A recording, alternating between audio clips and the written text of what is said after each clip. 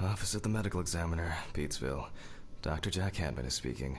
How can I help you? Good evening, this is Kate Brooks. I'm not sure I want to play this game. A few weeks ago, we talked about an article I'm working on. It's about your wife. I dropped by last Friday to speak to you, but you weren't working at the time. I asked the security guard to pass on a note for me. I would like us to discuss the topic of... I thought I had made it painfully obvious.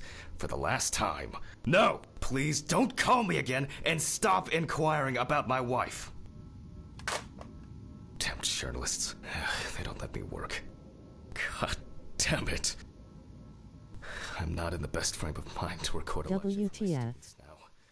I'm feeling completely broken. I'm just letting the dialogue stop before I talk. Okay. Are we done talking? Is he going to do an autopsy of Kate? No. So, okay. Hello, everybody. Welcome back to the Gamer's Grotto. It's been a while. It's been a long while. I had problems getting my internet set up, but luckily that's all resolved, and I am back to live streaming and joining Stu occasionally on his channel for whatever madness he wants voice acted. So anyway, this is Autopsy Simulator. This game was originally never going to be released on console, according to the developers, and it was supposed to be a Steam-only game. How quickly things have changed. This game was originally on PC last year, I think it came out, and finally made its way to console a couple of days ago. So we're going to be hopping right into this right now. This is Autopsy Simulator, and don't let the name fool you. This game may feel like an autopsy simulator, but it's actually a psychological horror game at its heart. So we're going to be hopping right into this right now. This game is actually really cool. I've been really enjoying it. It's very graphic. So if you are squeamish, it's not going to be for you. It really isn't. But it's not a bad game. It's very realistic. The creators of the game actually contacted I don't know what they're called, autopsy people, to help with the authenticity of ripping apart bodies. So it's pretty detailed. What is this note? Hi, this is Kate Brooks, a reporter for the New Orleans Weekly. I couldn't find you at home. I'm starting to suspect you are avoiding me, Mr. Hanman. Anyway, as you know, we'd like to write an article commemorating your wife's achievements. We would be delighted to talk to you about it. Along with this note, I'm also leaving my business card. I hope to find you at home or at the office. Regards, Kate Brooks. Now, a little bit of backstory here, which you will find out as we go along in this game. The main character who we play as, his wife, was murdered. So she was I believe she was either a forensics investigator or some kind of a cop of some kind, and she was murdered by a serial killer. And so there's a lot of, this is the anniversary of his wife's death a year later, so our main character is not happy about being reminded that his wife is dead. And he keeps on getting reminded by everybody when they say, well, let's talk about your wife, let's do this, let's do that. He's like, God damn it, just shut up. Check the bathroom for my pills. Well, I forgot that I was a drug addict. That is not the bathroom. This is the bathroom. Okay, time to pull myself together. And get back to work. I need to set up the camera first. Okay, so on top of also being a autopsy dude, you are involved in teaching students at a college about how to perform proper autopsies. So when he says he wants to set up a camera, it's because we're doing live streams for the students. Take the camera from the storage room. Well, I walked past the storage room, so that wasn't too smart. That is not the storage room. That is my office. There we go. All in all, this is a really good game, though. I'm really impressed with it. Don't forget. I remember watching YouTubers live stream this last year and thinking to myself, dude, if this ever came to console, I would totally get it. And then it finally did. And I'm playing it. The tripod's going to hold up. Now I have another save under this account where I'm really far into the game. I've also put on blurs because we don't need to look at the pornography in this game. So I've censored that for the tyrants at YouTube.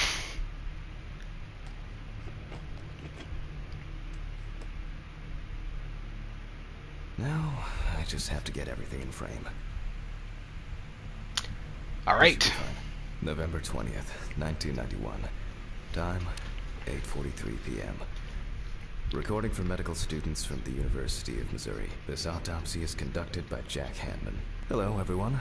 Welcome to the autopsy room. Today, you will have the dubious pleasure of following a full autopsy, step by step. For those of you who have already performed your first autopsy, this will refresh your basic knowledge. In turn... Don't worry, sir. I performed my autopsy on my pet dog at home. He's fine. He's just walking funny. I stuck his dick where his foot was supposed to be. Alright, okay, so let's go through, look at the chalkboard. Alright, so... Let's start. Always wear an apron, mask, and gloves. There you Goggles are go. a must when the job is splashy. And in case of sharp accidents, it's worth having disinfectants at hand. It's true that you won't get ptomaine poisoning straight away, but if your liver or kidney aren't doing well, you may end up with diarrhea. Oh. Well, that's... The cadaver is placed on its back on the autopsy table. The pathologist stands on the right of the deceased. Make sure that all the necessary tools are always at hand. What does that matter so where that you don't stand? have to run around looking for something, like I do all the time. This guy's teaching the students about how to do an autopsy. He's talking about running around trying to look for things. It's one hell of a teacher. Written and photographic documentation plays a vital role throughout the entire examination process.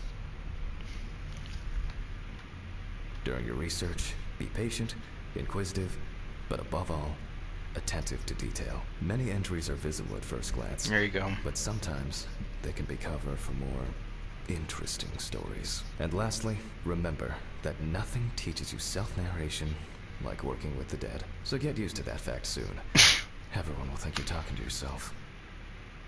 Now, on to the police folder. That's kind of because you are. They can't respond back. They're dead. And what potentially happened to them. So, let's take a closer look, shall we? Where is my apron? Am I already? Oh, I'm already wearing it. All right. Look through the information provided in the police folder. Let's do it.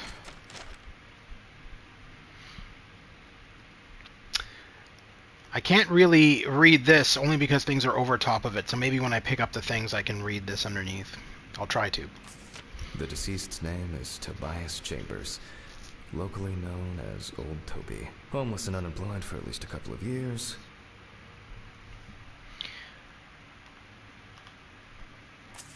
The deceased was found on the outskirts of a parking lot at a gas station, where he often begged and persistently offered drivers to wash their car windows. So what is this, an adventure game? I'm confused. It's hard to explain. It's a little bit of a simulator mixed with an adventure game, yes. So we're not just stuck in the autopsy room. We also have a home. We have we have a car. We drive home every night. We do stuff at home. So it's kind of a mixture. I'd say it's more of an adventure game, but definitely has horror elements. Now it's not like jump scary or anything like that. You're certainly not going to be terrified about the game. It's more psychological, so don't expect Five Nights at Freddy's type jump scares or anything. You're not going to get that in this. The body was noticed by a station employee during the morning shift. Initially, he thought that someone had thrown some boots and a coat in a nearby ditch. It took him a moment to recognize the pile of clothes as the body of a man. Alrighty. So this is the police report of the victim that we are going to be performing the autopsy on. Our job is we're working with the police and we're trying to determine the victim's cause of death and gather any evidence for the police. He worked most of his life at the local port dealing with unloaded cargo. He was fired for being drunk and starting fights. His son runs a hardware store on his own. His wife left him years ago. They both had no contact with the deceased. Signs of libation were found around the body. Empty bottles, traces of an inept attempt to start a fire, and a scattered makeshift blanket. All right. That's it. So it looks like I can't read this because when I pick things up, it goes out of focus. So that kind of sucks. I can read what I can see, I suppose. The deceased is a local man named Toby Chambers who was homeless and unemployed for at least a couple of years.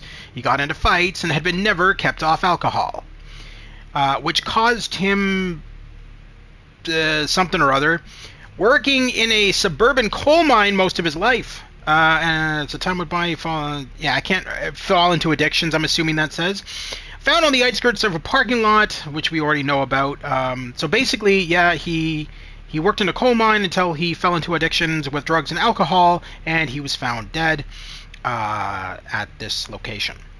It's worth remembering the context around the scene of a death. Now, this could always just be a standard death. We don't know. We won't know until we do the autopsy, because you never know whether it's a standard death. You can make presumptions, but as Sherlock Holmes will tell you, never make presumptions.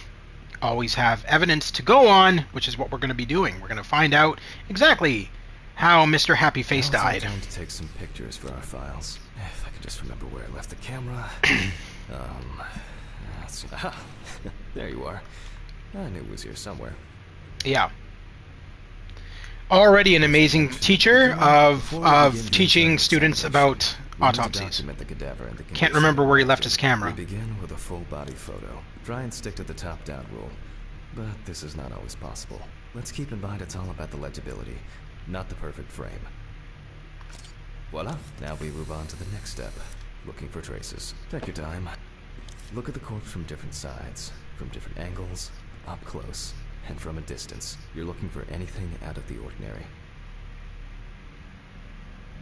He's got some kind of a lesion here. Poorly healed wound. Looks old. I'll take a closer look later.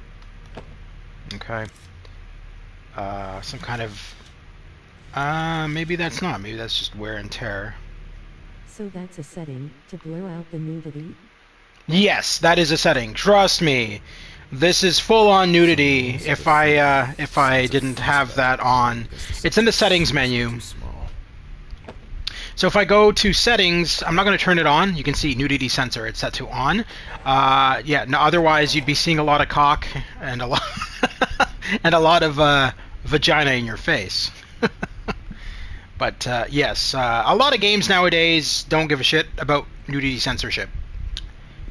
There's a lot of games, especially on PlayStation. PlayStation has started to add porn games onto their store. So yeah, they don't care about censorship anymore. Sony used to really care about censorship on their games, but that's in the past. Frostbite. Oh, we've definitely got some kind of wound to the head here. Something interesting. Blunt force. To check whether this injury was severe enough to cause damage to the brain. Blunt force trauma. All right. We will check which of our initial observations will be worthy of further consideration.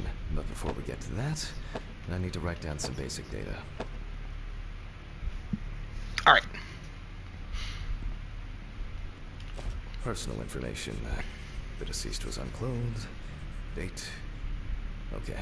As you can see, I note everything down on previously prepared forms. Every pathologist must keep a detailed record of every step of the autopsy. This not only allows you to track the procedure, but also collates the results together, upon which you may back up your conclusions. Now, one of the things I want to point out with this game is that I find that the voice actor of the main character is awesome. He does a great job, especially later on in the game when he starts to go insane. Oh man, his voice performance in this game was phenomenal. He did a great job. I don't know who it is, but they did a fantastic job.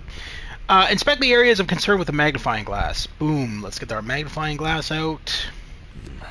Which spot first? Well, we'll start at the head. I can confirm the presence of ecchymosis on the deceased man's head. The appearance indicates the intravital nature of the wound. Add alcohol, which I can clearly smell. And this was an accident just waiting to happen. Okay, so that's... Obviously, he stumbled and fell, probably head first. So that is not an injury caused by any kind of abuse physical Looks like abuse. a burn mark, no doubt painful, but it's not. Not from permanent in somebody this else, case. anyway. Physical abuse for himself. Here we can see frostbite on the fingertips. We can tell by the characteristic skin color. Okay. And If it was me, the blurring area would be much larger. it's actually quite large when you Definitely blur it powerful out. mix of frostbite, abrasions, It's a- and blisters. Toby everywhere.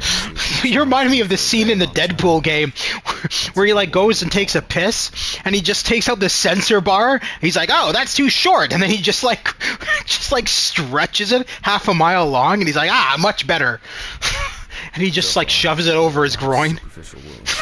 It's so Only one stupid. Serious injury to the head. LOL.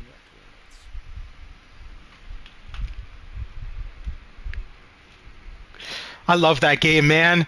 I've already streamed it on this channel, so if anybody missed when I streamed the Deadpool game, it is definitely in my playlist section, so check it out, because that game is amazing. It's a shame that it doesn't exist anymore physically or digitally. When Disney bought the rights to Marvel, they got rid of the Deadpool game because there is a lot of stuff in that game that Disney didn't want to have accountable under their name. There was implied bestiality in the game, and it was a very raunchy game, and but still an amazing Deadpool game. Highlight the previously found wounds on the clipboard. Oh. First, I marked the location of So the we got the entries of head, wound. Even though the abdomen. we're not in frost season yet, but if Toby's body was cold for a prolonged period, the frostbite could have resulted from the body's defense reaction. The safety of the internal organs is All more right. important than fingers, nose, or ears. As you can see, we don't have much to go on. Let's write down what preliminary causes of death we can think of.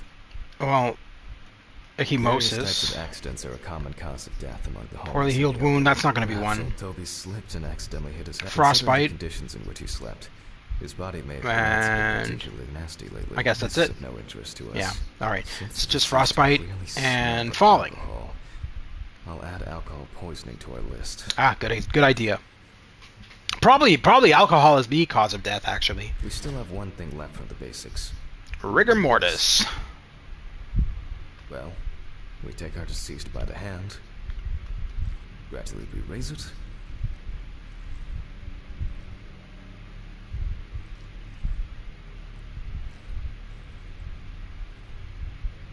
now let it go. As you can see, the hand falls loose. What's the conclusion? Death must have occurred more than 72 hours ago. The police information appears correct. Alright, Trauma seems the most promising, so... now comes the graphic parts. I need an oscillating saw. We're gonna cut open his head. Maybe help if I grabbed my tools. Yes, don't mind me, I'm just gonna cut open your head with my clipboard. Might take a while, but you know.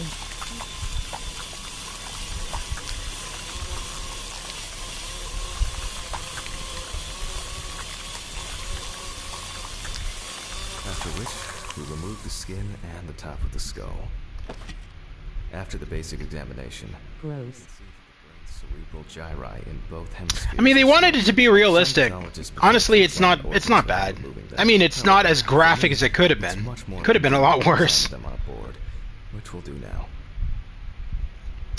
Alrighty. Dissect the brain. Wobbles. Holding a long, narrow blade Wobbles, yes, it has brain physics. slowly cut the cranial How you nerves doing, Retro Engine? all the time. This is Autopsy Simulator, which is, you would think, an autopsy simulator, but it's actually a psychological horror game. So far, so good. The hematoma seems to have had no effect on the brain. Alright.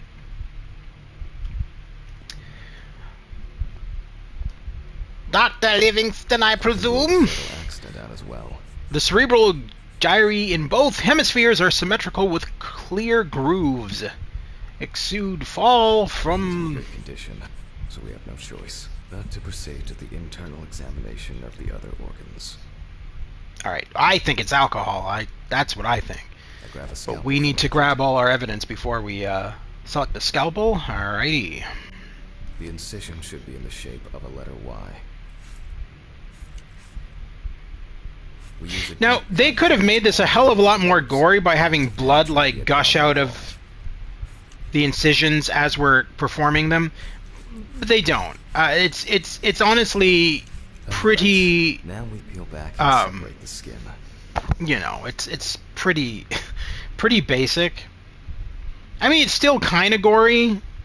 Not to me. I've played a lot more gory, like, horror games than this. We need to remove the ribs. We'll need the loppers for this. Okay. Quite a satisfying crunch, for some anyway. After removing the A satisfying crunch? we instantly What? noticed two things. Firstly, Let's not eat his ribs, sir. That's what we the have deceased was hypothermic. restaurants for. Kill him. Secondly, the deceased smoked like a chimney. So, we should take a closer look. You can see widespread black and tarry deposits. Despite the tragic condition of the lungs, they are not the cause of death. Alice smoked too. It didn't kill her, but... Okay, you want people to stop bringing up your dead wife, and then you bring her up, talking about smoking. Yes. Like, stop talking. Inflammation. Alright.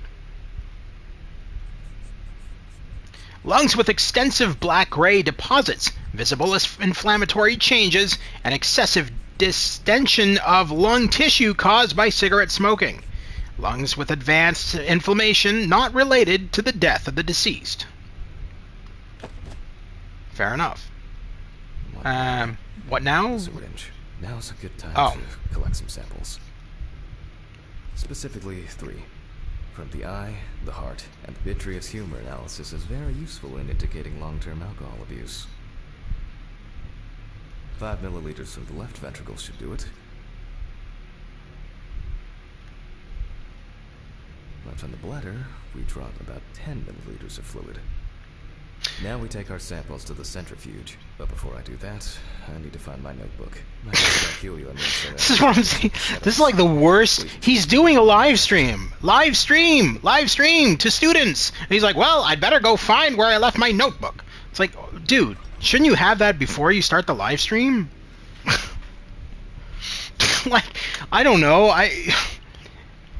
I'll be right back. I just forgot where I placed the most crucial part of this thing. My book telling me what I'm supposed to be doing. Covered in stains. I should check this out under the microscope sometime.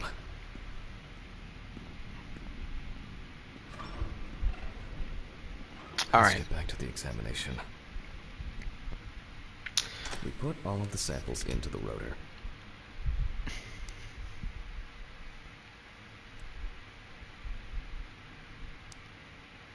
Now, we set the appropriate time and speed. All right, so in that is in the book. So it's based on what we're searching for. For this, we're doing alcohol. So this is our page right here that we need. We need to set this we need to set the machine to these settings. Now, if it was for something else, say barbiturates, these settings are totally different. And again, for diatoms and carboxyhemoglobin and basically everything here. So we're going to set it for 15 minutes and 70%. 15. I think that's 15. And 70%. Okay, let's roll. By the way, on a side note, Indiana Jones and the Great Circle is coming out for the PS5 next week. I did pre-order it, so I will be streaming it on here on PS5. I know I started streaming it on Xbox, but there is too much of a headache with me having to stream it over to my Twitch and then download the video and then upload it to YouTube so that I could have it on my YouTube channel. So instead, what I'm going to be doing is I'm going to be deleting the Indiana Jones and the Great Circle live stream that I did over my Xbox, and I'm just going to restream it next week on PS5, where I won't have to run into any headaches, and you'll be able to hear my wonderful and sultry voice as we play Indiana Jones.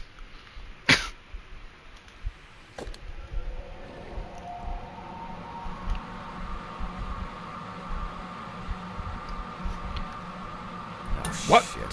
What? Again. Are we sure this is fuses? And not a disco? Where were we? Oh yeah, the blood alcohol concentration. Yeah, Let's see what we've got here. concentrate on your blood. Everything's Damn it. situated as it should. Our lab is closed until tomorrow after the last, incident. However, considering that Toby's favorite eau de parfum appears to be ethanol, I'm guessing the results won't surprise me at all. I like to spray a little ethanol on myself before I go out for the night. Specifically, the heart. We remove the organ and examine it closely. We look for dark hypoxic areas, clots, or other elements that stand out as abnormal. Pulmonary At first trunk and glance, aorta the heart correct. looks No fine. pathological The pulmonary changes. trunk and aorta seem to be in good condition. There are no All right. pathological changes that would have contributed to Toby's death. Now let's take a closer look at the stomach. Size is normal, healthy, and as expected, the stomach has no major external damage. We must now cut it open and inspect inside. Must we really? Do I really want to know what this guy ate over the last 72 hours? Pills? We open the stomach along the greater curvature, from the heart to the pyloric end. Oh, I already feel like there's something left inside. Probably. Maybe he choked on his own vomit. Okay, large amount of gas, small Oh. amounts of yellow, grayish food content, resembling some kind of meat. Okay. Either our deceased hadn't eaten in days, or the bulk of his stomach had already found a way out. Looks like I'll have to find the missing contents. Must we? Must we really? I don't know if that's needed. Large amounts of gas, fluid, and remnants of undigested food were found in the stomach. And the other is Asphyxiation. suffocation. Could it? I'll add this to the list and move on to the deceased's neck. I don't know. I don't think so. Begin a thorough trachea analysis by examining At the first organ. glance, the trachea looks normal. Same result. That blurring's not working so well now. This time we'll cut on a tray. What do you mean? I didn't even notice. What is it? Is it not blurring anymore? No external damage. Further inspection required. It's still on there. With such a small organ as the trachea, we must make a precise incision. I don't know, man. I don't know. The game just came out. There might be glitches. You might see penis at some point. Who knows? To be able to cut with the very tip of the blade, we must I'm doing my cut best. That's all I can do.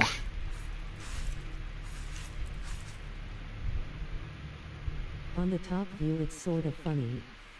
After careful examination and deduction, we've got it. A clogged trachea. It's time to summarize the whole thing.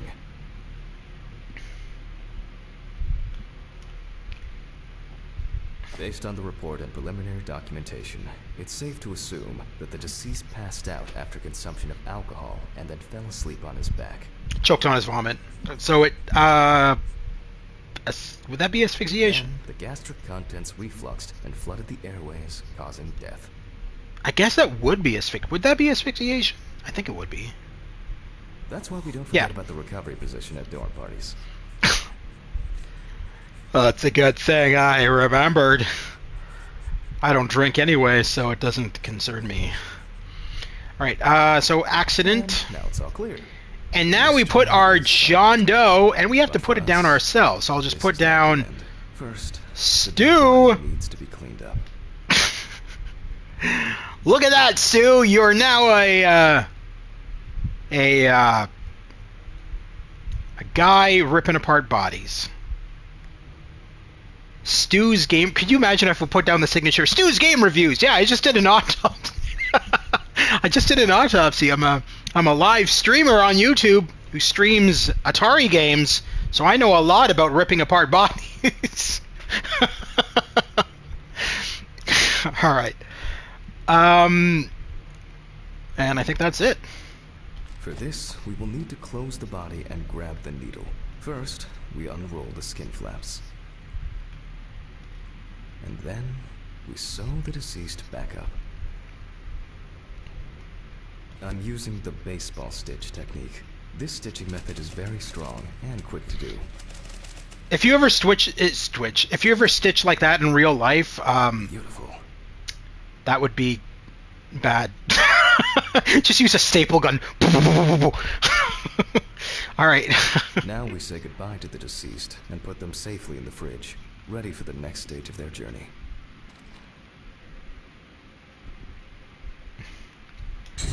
Goodbye, alcoholic. God, I'm tired. I'll drop these samples off at the lab on the way to the bar. Wait, hold on. You just worked on a body that died of alcohol abuse, and now you're like, well, I think this calls for a drink at the bar.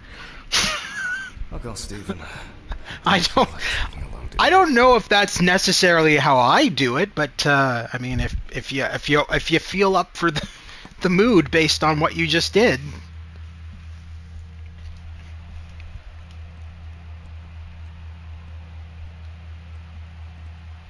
Hello? Guten Tag? It's Murray from Monkey Island. I knew I'd find him.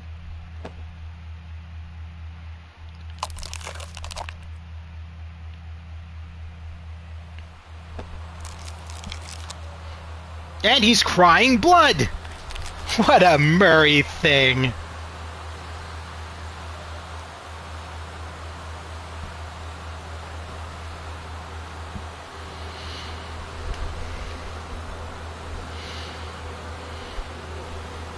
Yeah, sir, you definitely don't have any psychological issues whatsoever. If this is your dreams, no, you're absolutely fine. You're more than fine to work on corpses. Swimming in skulls that are crying blood.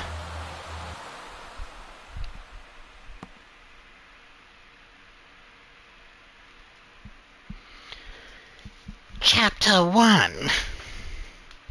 Ready, kiddies?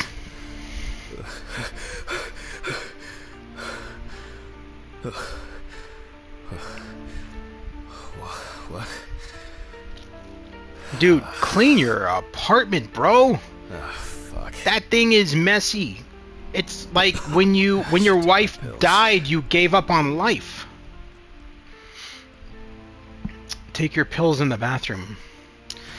Mustn't forget that I'm a drug addict. So much light everywhere. It's a shame this won't help with my hangover. Wait, what are the pills for then? What are we taking these pills for? They're not for a hangover? What are they for? I don't think he ever mentions what they're for.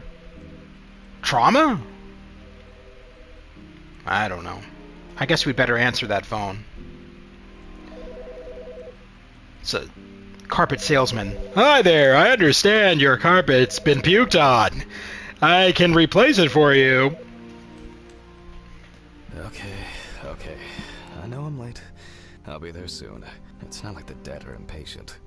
Jack, no. Alice? Who is this? It's Charlotte Graves. Oh. God, I'm sorry. I didn't recognize you. I thought it was work calling. It's okay. I hate it when work calls me at home, too. How is everything? We haven't talked since... you know. Well, there are good days, and there are bad days. What can I say? At least I can hide away. And again, for a recap, his wife was murdered last year. This is the anniversary of her death a year later. So that's why he doesn't like the fact that his wife is constantly being brought up, despite him, bringing her up as well. So there's that. Maybe one where the two of us are together. I'd love to have something to remind me of her.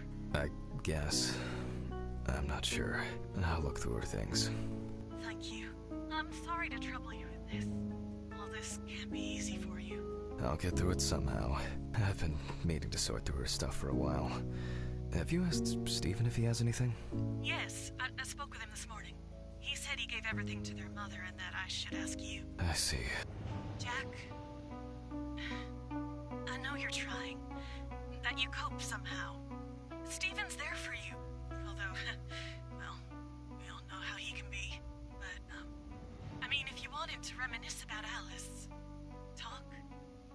I really should go now. I overslept, I'm late for work, and I still have some errands to run on the way. Oh. Okay, sure. Sorry to keep you. I'll look for something and send it over. Thanks for the call, and bye. Oh, do you have my address? Not on hand. You'd best remind me again. 292 Browning Lane, apartment 432, Johnson City, New York, 13790. Got it. Thanks. Thank you. It would mean a lot to me. Just miss her so much. Yeah, me too. And that's okay. Really, no problem. Thank you. Take care, Jack. You too, Charlotte. It was nice to hear you. Well, You're gonna remember that address dude, I should probably find something. based on her just saying it and not writing it down? Dude, I can't even remember that address. And I just heard it. You are a very talented man if you could remember all of that. Alright, so we need to find a photo for Charlotte of a photo of Charlotte and Alice together. That's clearly not this one. Oh, okay. It's not real. She's dead. She's not going to pop out of the frame. Yeah. Just put it down now. Put it down. That's right. There we go. Okay. Yeah. That's It's been almost a year.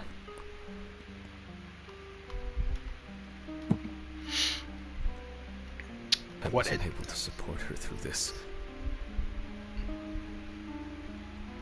What? You put a... Okay. Till death do us part. 09/13/1980. It was a miracle that the coffee didn't wash off the writing. That's And a she said yes. coffee cup? Okay. She got it for her first day of work, and she broke it the same day. She said it was for luck. So you're keeping a broken pen? She always believed she could change people for the better, even me. I can't tell if these are earrings or handcuffs. I think they're earrings. Yeah, I think they're It's always good earrings. to have something for a rainy day. That is a lot. What is that, $100 each? Dude, how much money is that? Am I like a secret millionaire? Alright, well, we know where the photo is. It's in the second, or at least I do. It's in the second drawer. Here we go. This is the photo of Charlotte and Alice. Amsterdam. Summer 1975. Better if Charlotte had this. It deserves to be on display and not hidden in a drawer. These were from Thanksgiving. Stephen invited me. I was going to give them to his mother, but then I met Alice. That was the first time I saw her.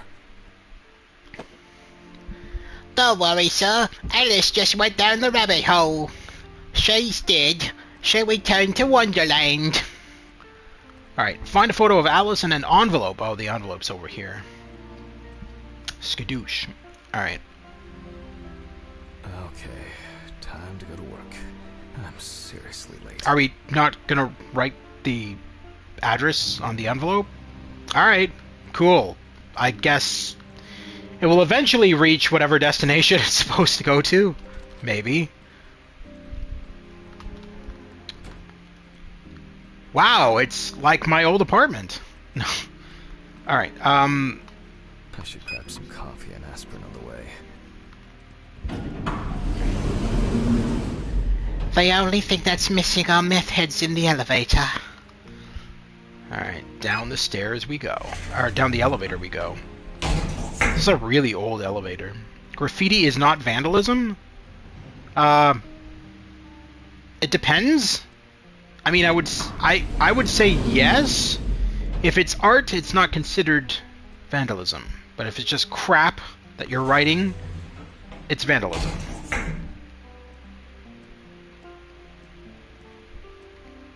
There's a lot of amazing graffiti artists out there who definitely don't get their dues.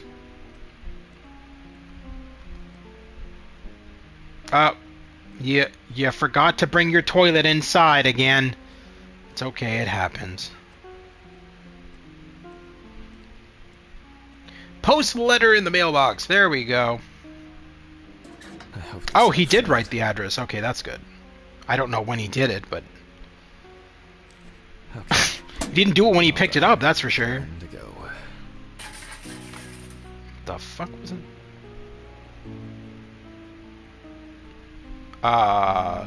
What the fuck was that? Did somebody throw something? Oh, what?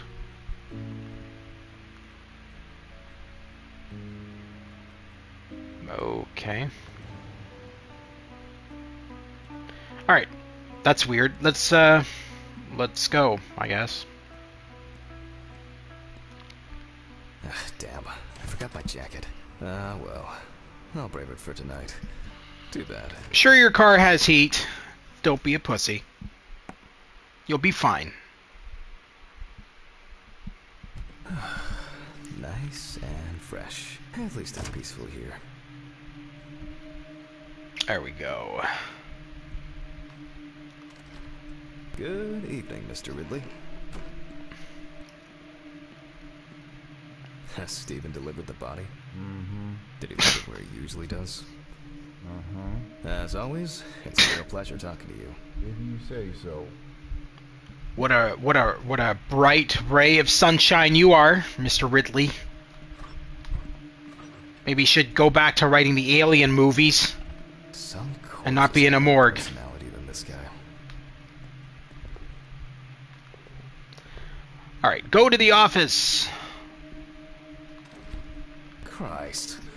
Who leaves the window open in the middle of November? So I'd better check the answering machine. I don't know, but that is a bit odd that you would just leave my window open. I'm gonna have to have a talk with Mr. Ridley. Due to a lack of preparation, this time the lecture will be improvised. What? What does that mean? I don't understand why you can't just smoke outside. We just gonna turn it into a musical? I'm cutting open this heart. I dropped by a little early today. I left the body with Ridley in the corridor. He wasn't sitting in the locker then, so maybe he'll even throw him into the room. Well, Ah. how are you doing? Yeah, I mean, it's your first birthday without her, and... This, I still have a hangover, and you know me, Oh. I run to the John like the neighbor's fucking dog. Okay. You know, today I slipped on his shit again. That fucking furball. I was at the shit next to my car. Anyway, Is Craig in this game also? We'll catch up on the weekend. Who? Kraid? Who's Kraid? I almost forgot. Charlotte called me this morning. I don't know who Kraid and is. asked about you, so answer your calls, Jack. You're talking about like from the Alien movies? I don't know who you're talking about. That's par for the course. I wonder when this clown will learn to look under his feet. That was the most... I kind of wish I didn't check my voicemail now, because that was absolutely uneventful. It's... Oh! Okay, I haven't played the Metroid games in forever. I can't remember their I names. actually forgot it was today. Inspector Muffin. Oh, look at that. Somebody left me a chocolate muffin. I'm such a lucky little boy. Apron, gloves, and get to work. Put on the apron and the gloves.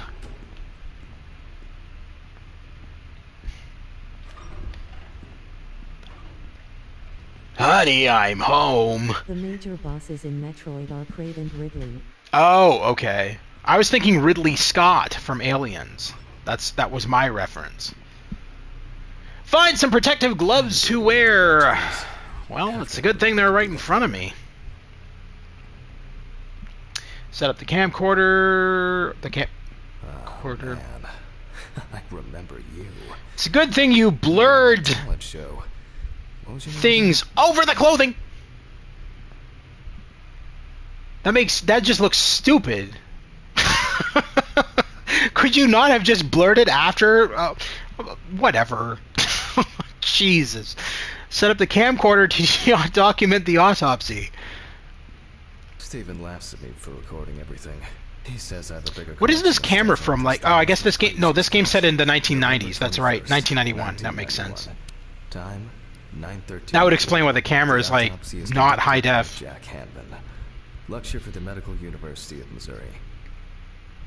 After yesterday's lecture, you should already know the Today, ins and students, outs, we're gonna so learn today how we can putting consolidate sensors knowledge. over top of clothing is a stupid thing to do. That's right. Police folder. Look for the information provided by the police. Okay.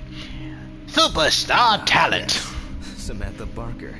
Now remember, there's probably going to be a lot of chatter about this.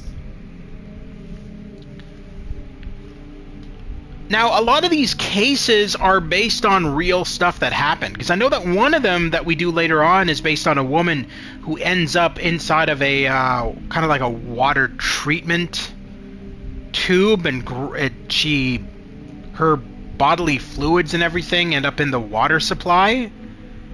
And that was an actual case in real life where somebody had died. It was like at a hotel or something like that, and all of her internal organs and blood and urine and whatever else ended up mixed into the water of the hotel. So when guests were drinking the water at the hotel, they were actually drinking her bodily fluids. And that was an actual thing that happened. I think it was like early 2000s. Friends admitted that Samantha's last days before losing contact seemed extremely happy and relaxed. She also quit drinking alcohol and mentioned something about rehab. The friend also admits that there was no indication of an impending tragedy. Okay. Found in her own apartment by police patrol. Officers were. Why is there coffee? What cop is investigating this potential murder and just being like, It's just a blueprint of where she was found. I'll just put my coffee on top of it. It's fine. I don't have a coaster. This'll work. During the interrogation, a friend of the deceased admitted that Samantha never got to grips with the sudden fame that came after winning such a high-profile talent show. Alrighty, what's this? After the first album Oh, became a commercial success. all of She was her. hit with a creative drought. She suffered panic attacks and severe sleep problems. Drugs and medication came into play. So, are those just labels off of bottles, or are those actual prescriptions? I guess they're prescriptions. If they are, they don't. Canada doesn't. Our prescriptions in Canada don't look like this, so that must be an American thing.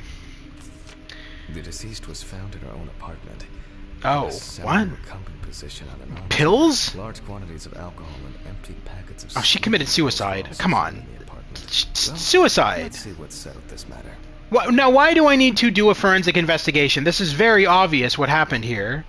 The fame got to her head. She was probably stalked by some crazed fan, and she committed suicide. She couldn't As deal you with the see, pressure. The body is fully clothed. Therefore, before we move on to photographic documentation, we must remove the Yeah, clothes. might as well This make time, these sensors we don't work. have to focus on the clothes too much. However, there are cases where a clothing analysis can lead to the cause of death. Alright, pick up the photo camera from the desk drawer. Okay, now we can continue with the examination. Again, begin by taking photographs of the cadaver. I guarantee that over time it will cease being embarrassing for you. First, we photograph the whole What? body. Why would it be embarrassing for me? Any suspicious looking marks or wounds. Well, that neck wound certainly looks a bit suspicious. Interesting. It's a fucking rope wound. Uneven. We need to investigate this. That's a tad bit suspicious, I would say. Yes, I've seen this many times. Why did you say it like that? Yes. Wound on the hand. You don't get such bruises from a normal contusion. Alright. Well, there's even more here. You are creeping me out, sir. I suddenly don't want to play as you anymore. Well, well, look at those little feetsies. It's the weirdest frickin'... Oh.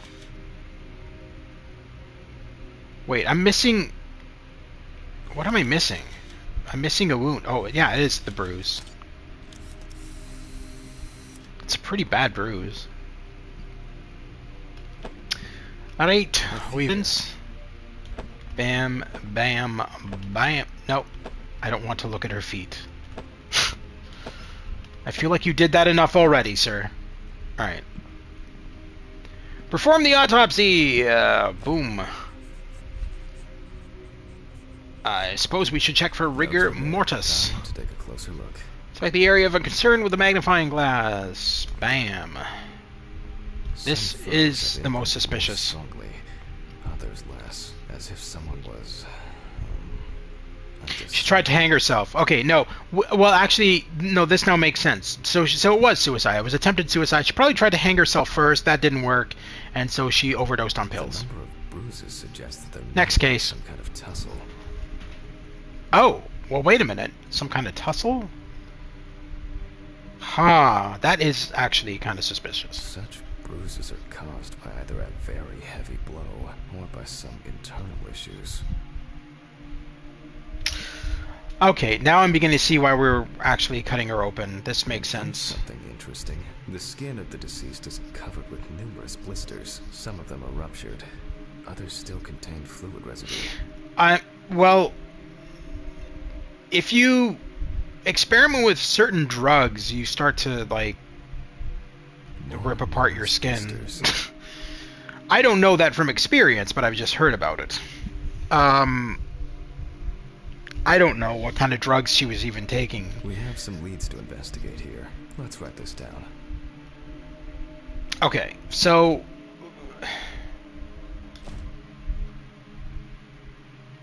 We've got the neck condition wound. of the deceased. Currently, it's difficult to say whether the bruises were the result. Although it's easier to have abrasions on your feet in general, such blisters usually appear in the case of mechanical abrasions. But due to the place of occurrence, this should be excluded. The most likely cause of such skin changes is the high concentration of barbiturates Yeah. in the body. So, I mean, that's what I figured. It was due to the drugs.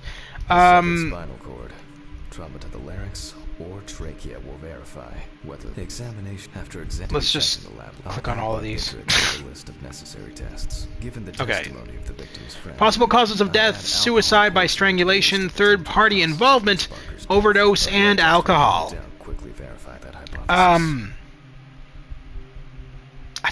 I still feel like it's suicide based on the fact that, you know, she has a fucking But strangulation let's check for mark. External traces. For this, we use the good old UV lamp. Yes, let's use the good old UV lamp. There is I look it. carefully at the whole body. UV, the area around the head is empty. I knew she was dumb. I didn't need a UV lamp to tell me that. Empty, with the right hand clean.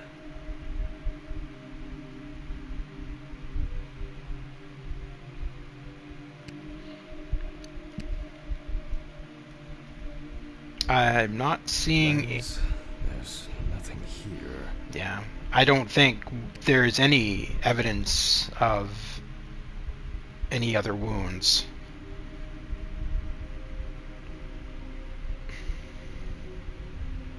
The left hand seems to be fine.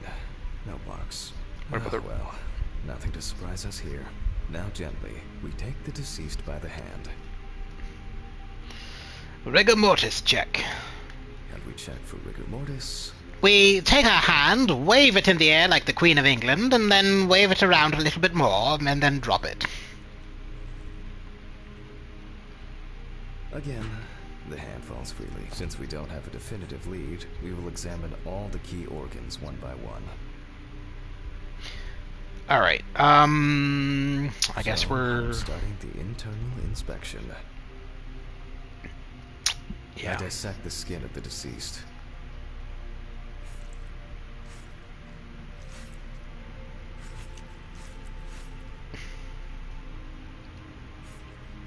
So yeah, next week, I'm going to say about Tuesday, we will be going into Indiana Jones and the Great Circle. I know I have streamed it in the past, but this time we're doing it on the PS5. Compared with yesterday's Ew, body, that is very sticky. adipose tissue. Very, very sticky indeed. Alright. Now for the ribs. Select the loppers. What do we have here? Or rather, what don't we have? Certainly no healthy lungs? Before I disembowel the deceased, I will take samples for toxicological Or liver? tests to Is that determine the liver? alcohol No, that would be... content Is that of the lungs or body. liver? I just need my syringe. Lungs. This is why I would never make a good, select the syringe... Oh, okay. Just to be sure, I'm taking samples from 3 organs: the eyeball, the heart, and the bladder. Analysis will rule out, or confirm, alcohol poisoning as the cause of death. I think it's the pills. I personally think it's the pills. I'll transfer these to the centrifuge. What are we doing a test for? Barbiturates, I guess. My own but trusted centrifuge.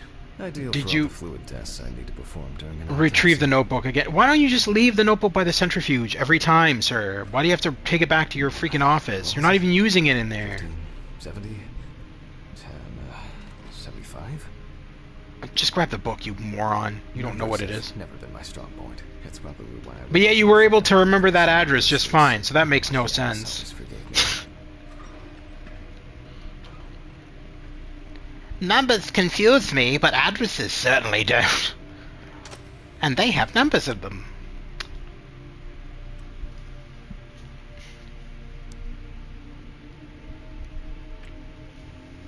Gently does it with this old thing. Handle with kid gloves.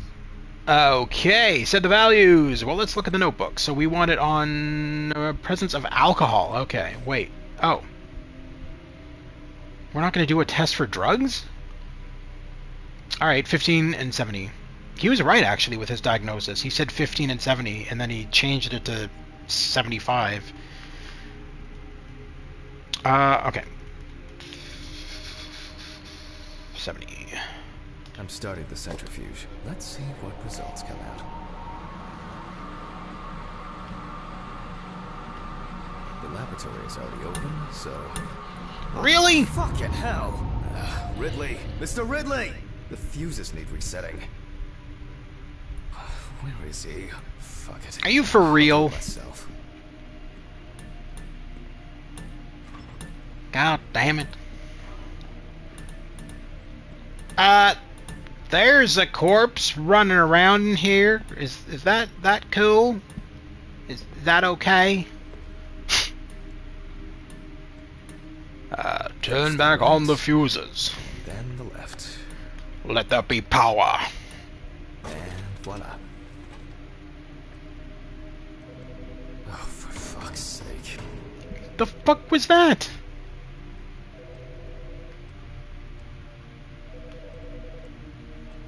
What was that banging?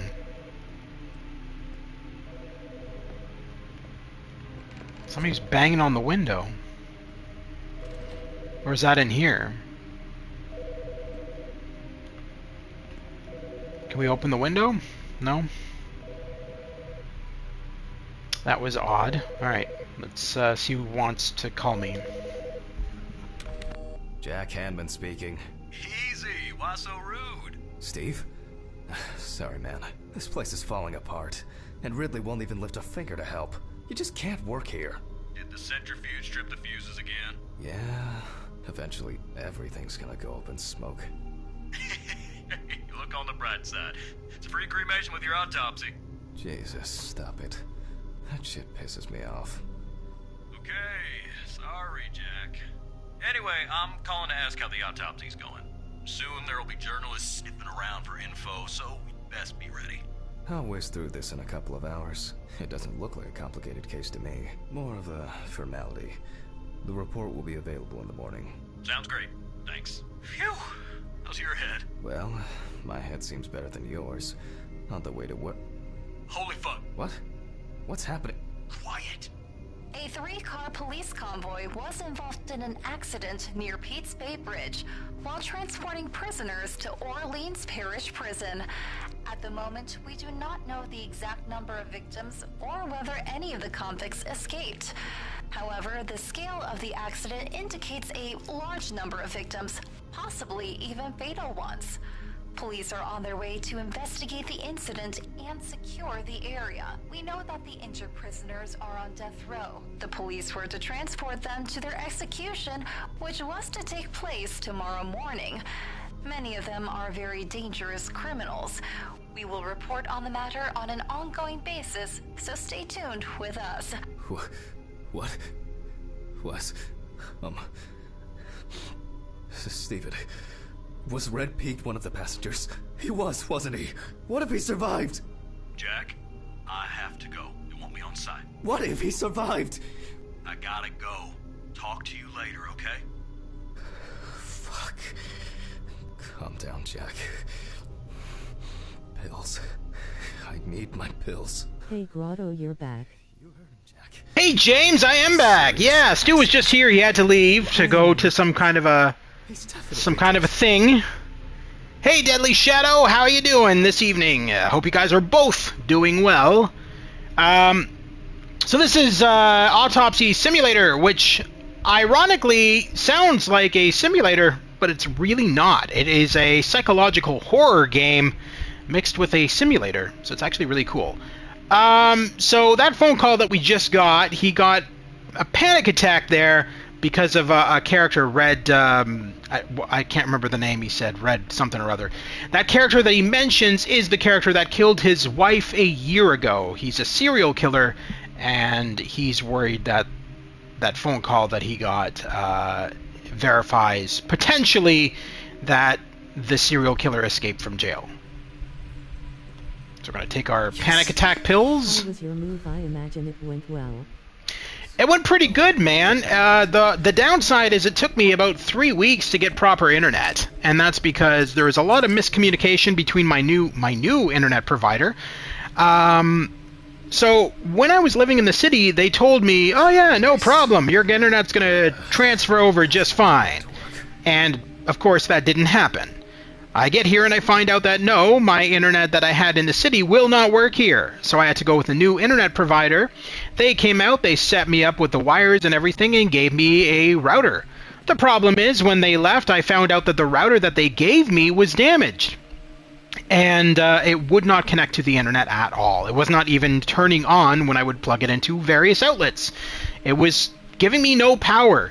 So I contacted my service provider, and they said, well, we're going to have to ship you out a new router, which will take a couple of weeks. And so I had to play the waiting game.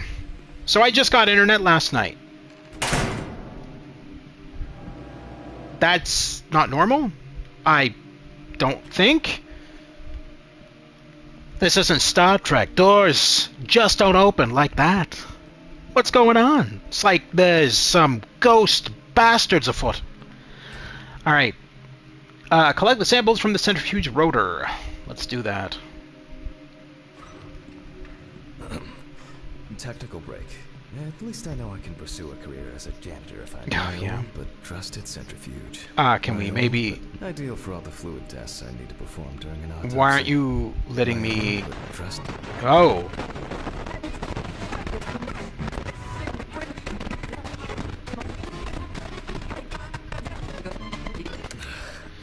This is why, in future, you should go for a Sony radio and not a Honey radio.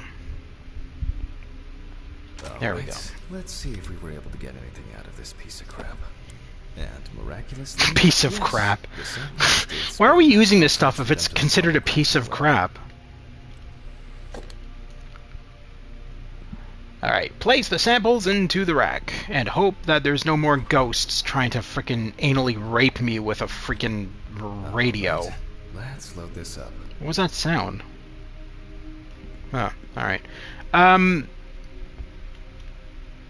placed the test tubes in the rack. Oh geez, well I'm glad you're back. Yes, I'm glad I'm back too, man. It's been a while. Next week I'm going to be streaming Indiana Jones and the Great Circle on the PS5. I originally started streaming that game on the Xbox, but it was just too much of a headache because the Xbox doesn't allow you to stream on YouTube. So what I would have to do, when I was originally streaming the Great Circle, Indiana Jones and the Great Circle on my Xbox, I had to stream it to my Twitch, which I don't really use at all, and then download the Twitch video after the stream to my computer and then upload it to YouTube, and that was a freaking headache. And when I did that, I was not allowed, because of the way I was doing that process, I wasn't able to be in the live chat. I wasn't able to speak to you all on mic, so I was instead in the live chat and just chatting with everybody who was watching the stream, and that was really stupid. So when I stream the game on PS5 next week, I am going to delete the Xbox streams that I did of the Great Circle, and we're just going to focus on the PS5 version.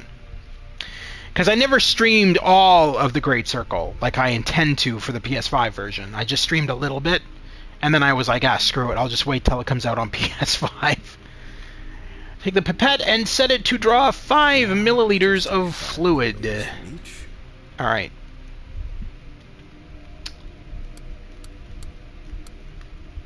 Precisely.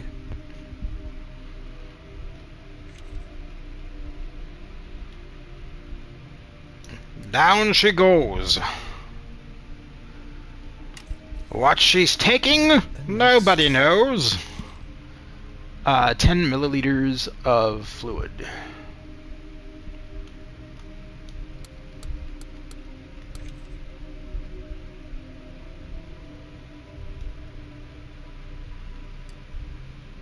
So the main goal of the game is obviously you're doing autopsies on potential victims. Well, we're finding out how they died. The police give me the bodies, they give me the police reports, I go through it all, and then I determine how the particular victim died, whether it's through suicide, abuse, murder, and that's how we do this. And while this is going on, there is, of course, crazy shit happening with ghosts and just weird stuff happening in the building. As you can see, we already got some weirdness going on.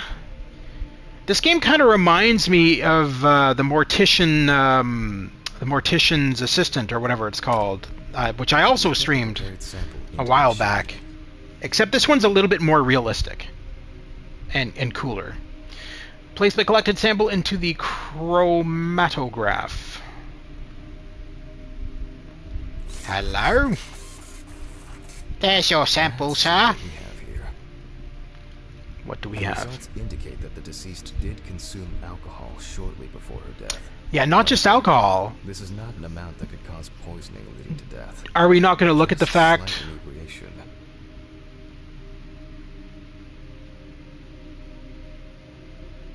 Oh no, okay. Oh, that's what it tested for. All right, I'm looking at the wrong thing.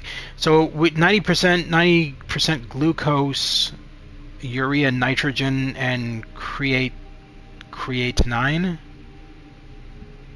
Creatinine. I don't even know how to pronounce that. But anyway, Return to the body. all right. So it looks like it's just alcohol abuse, perhaps. The chromatograph results show that we can eliminate alcohol poisoning from our list of potential causes of death. However, Okay.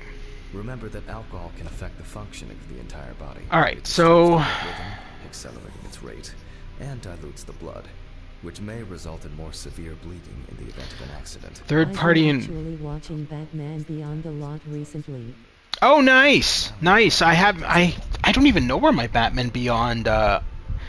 See, I have still an entire box of DVDs that I have at my parents' place. So at some point I'm gonna have to visit them and get that and set that up because I'm missing a lot of my DVDs.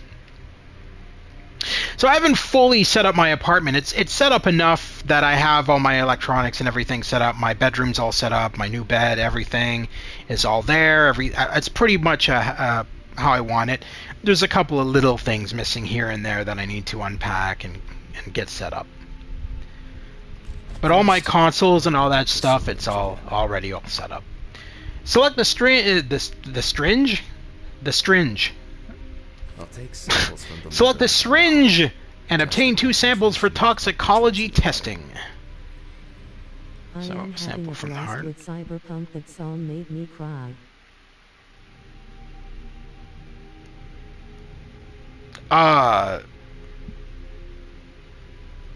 What song?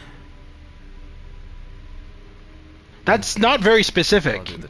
There's so many songs in Cyberpunk. Good luck with the centrifuge right Alright, begin a thorough liver analysis by examining the organ.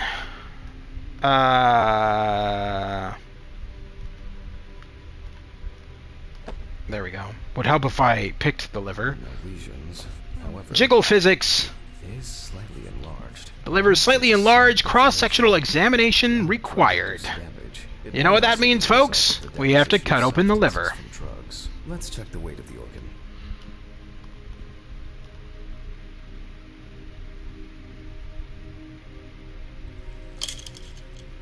The weight is 1,300 grams. The liver is enlarged. Well, I would mean, never work at this kind of job or even a morgue. I died once today on Cyberpunk 2077. Cancerous changes. her liver would be enlarged because she was drinking alcohol. I mean, this is not uncommon. Through smoothly. Alcohol damages your liver. That's why you should never drink alcohol. No steatosis Or if you cirrhosis. do, The liver is drink it in actually short- clean inside. don't become an alcoholic. All right, liver examination complete. The liver is basically healthy. We all No know steatosis or cirrhosis, no signs of alcohol abuse. That doesn't make any sense. substances. Oh no, that's right. We excluded alcohol abuse. So then her suicide was drug related. It's got to be. I move on to the heart. Because I think this was a failed attempt at suicide through strangulation, probably hanging. Begin a thorough analysis by examining the organ of the heart. Oh. At a glance, we can see signs of a heart attack. The deceased is definitely too young to have a heart attack. Have you ever watched Batman Beyond? I have the entire series on DVD. I watched a couple of episodes, but I haven't watched the entire series. Guess we need to go to the I centrifuge. kind of need to get into it. I might do it now that I've successfully moved and everything. But as I said, the DVD box set that I have of Batman Beyond is at my parents' place, so I have to grab it. It's in one of the boxes. I wonder how she was able to get hold of these drugs. Use the centrifuge. It was a few years ago. He was a middle-aged guy. We're checking for barbiturates. Okay, so place in the. He forgot again and took a Do you have Cyberpunk Edge Runners? Yes, I have the entire series of Cyberpunk Edge Runners. That's why it's better to have amnesic drugs in boxes. It was supposed to get a season 2, but it never did. Use the correct values on both dials. Blah blah blah. Barbiturates. 10 minutes and 75%. Is that 10 minutes? Yeah, I think that's 10 minutes. And 75. 75. Bam. The centrifuge and pray that it doesn't trip anything again.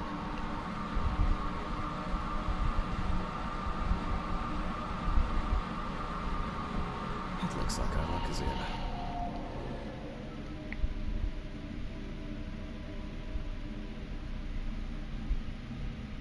Are we going to? Okay. It's like, I'm not just staring at it. I'd like to take the things out of it now. We can take the samples to the lab now.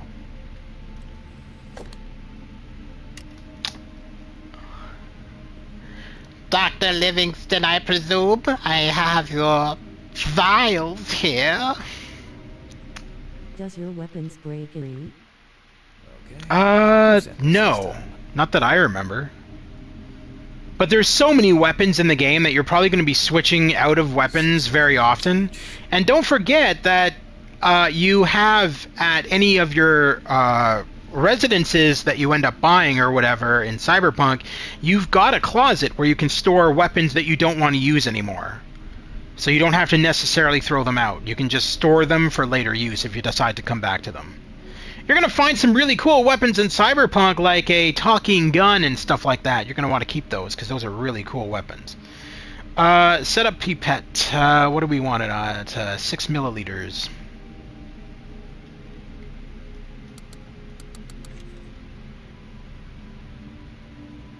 Collect the first sample. A talking gun, man. It's the future.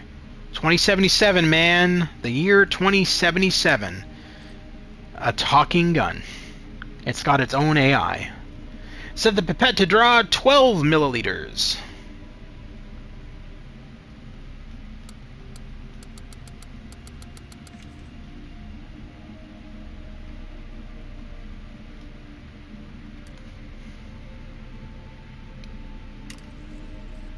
Well, let's see how much of it we find.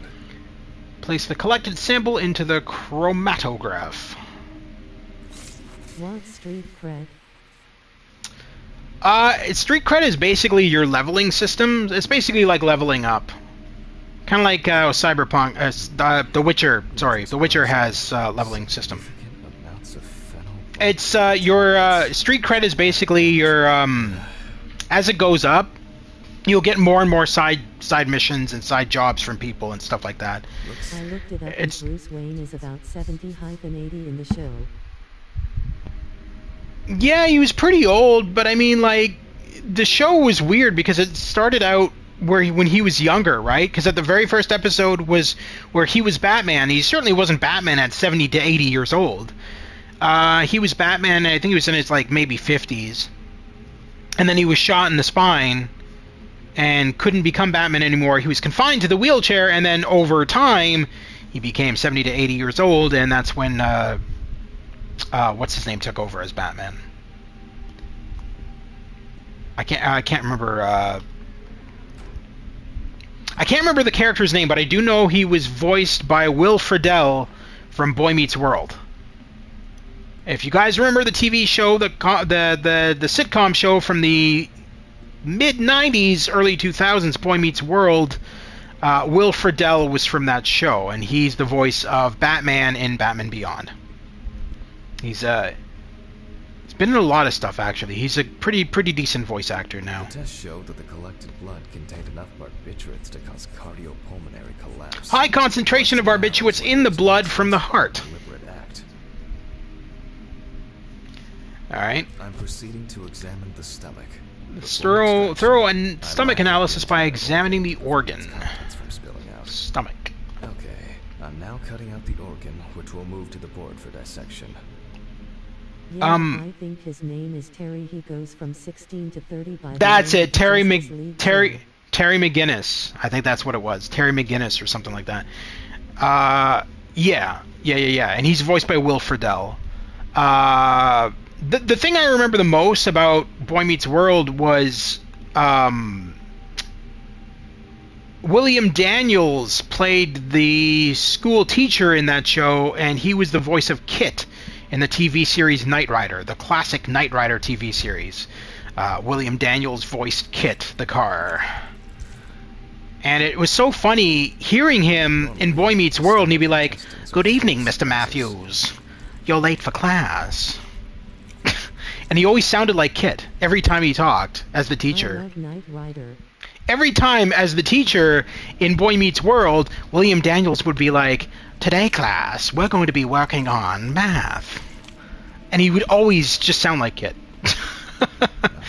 He's really old now. William Daniels is very, very old and long since retired as an actor, and he doesn't sound anything like Kit anymore, of course. His voice is not as good as it used to be, so sadly I don't think he's going to be with us too much longer. So there's a lot of undigested pills in the stomach, couple of digested ones, mostly undigested, some what looks to be vomit. Have you ever seen the Justice League Unlimited episode epilogue? No, I have not. Length and width normal. No obvious pathological changes. The inside of the stomach is filled with undigested food and pills, barbiturates. Okay, so it wasn't vomit, it was undigested food. I'll check the rest of the Inspect the lungs, trachea, and small intestine for damage. marks on the neck are The lungs, no lesions. trachea, and small intestine. The deceased's intestine is normal. No clear pathological changes. Abdominal cavity checked off. We can check the brain. Select the skull saw. Make a cut to open the lid of the victim's skull and remove the brain.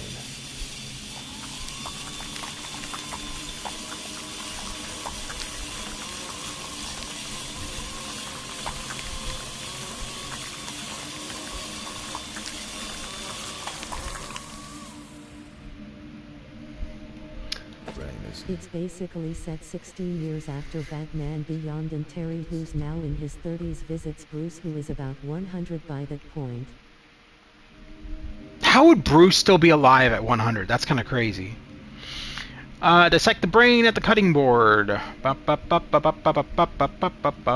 Using a knife, I carefully cut through the brain tissue.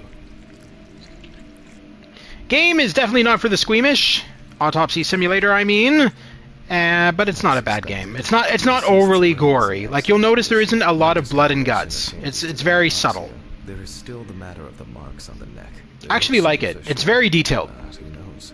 Maybe the spinal Locate the safety goggles on the desk. I think the goggles. Hello, kiddies. Don't forget to wear your safety goggles when investigating a body. Are we having trouble picking them up? Oh, I know. I probably All right. left it in the basement after its last cleaning. Go ask Ridley where the basement key is. I don't think he'll know because he's an asshole. That guy's a dick. I'm sorry.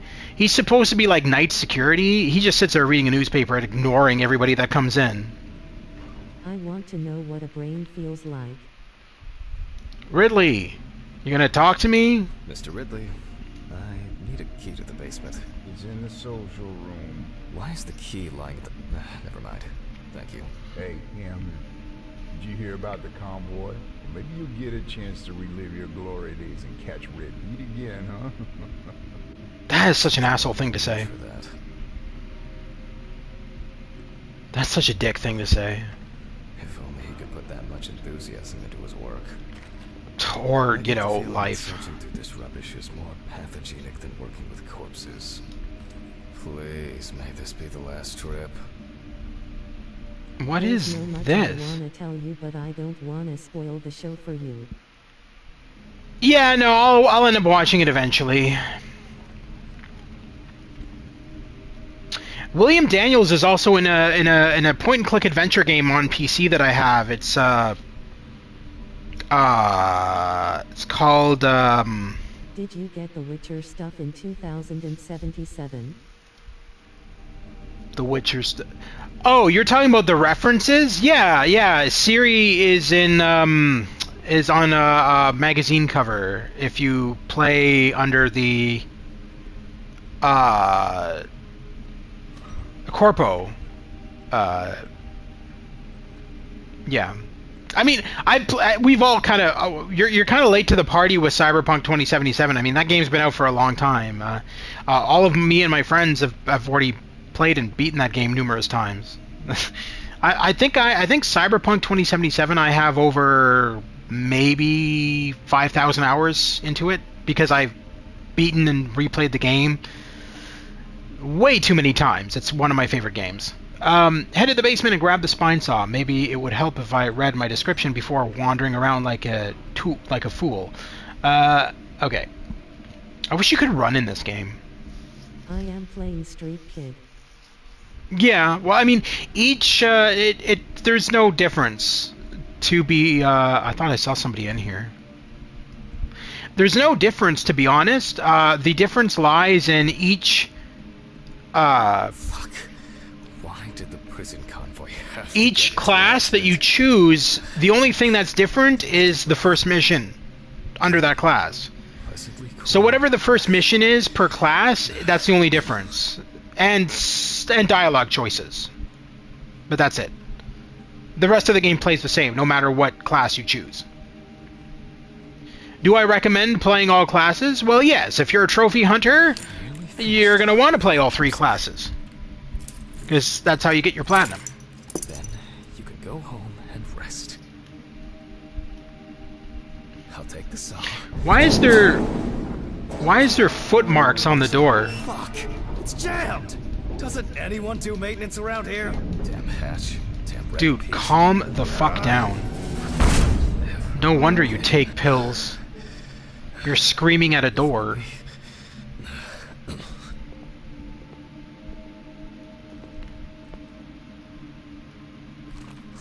Did you get the Witcher outfits? Forgot this thing was standing here. It would be easy Uh, to put things away properly. I don't remember. I think so. I never wore them. I thought they looked stupid. Yeah, I pre-ordered the game when it originally came out, right? So I have actually Johnny Silverhand's necklace. I'll send you a photo of it on Facebook at some point, dude. But I have Johnny Silverhand's necklace. It was a pre-order bonus.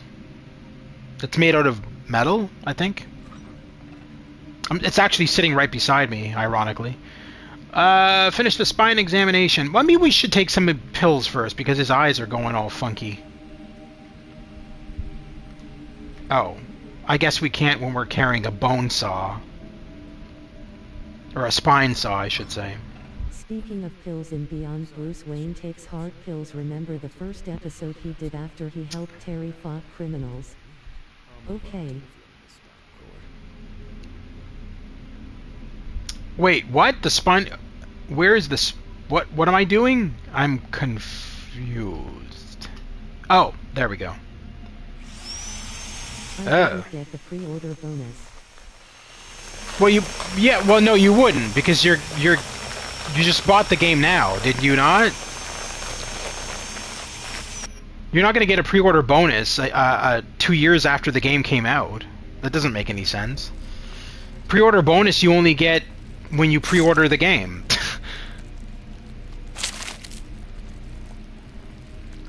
The spine is removed. Return to the autopsy. I'm at the autopsy. What are you talking about? You know what? No, we're not going to do that. First, we're going to take some pills. I don't care what you say. Your eyes are starting to go all funky chicken on me, and I don't need you having hallucinations or passing out or whatever the hell you're going to do.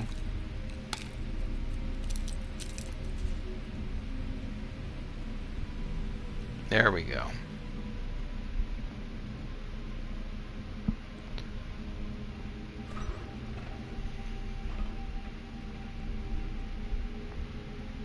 I love how we're still blurring. Sunday.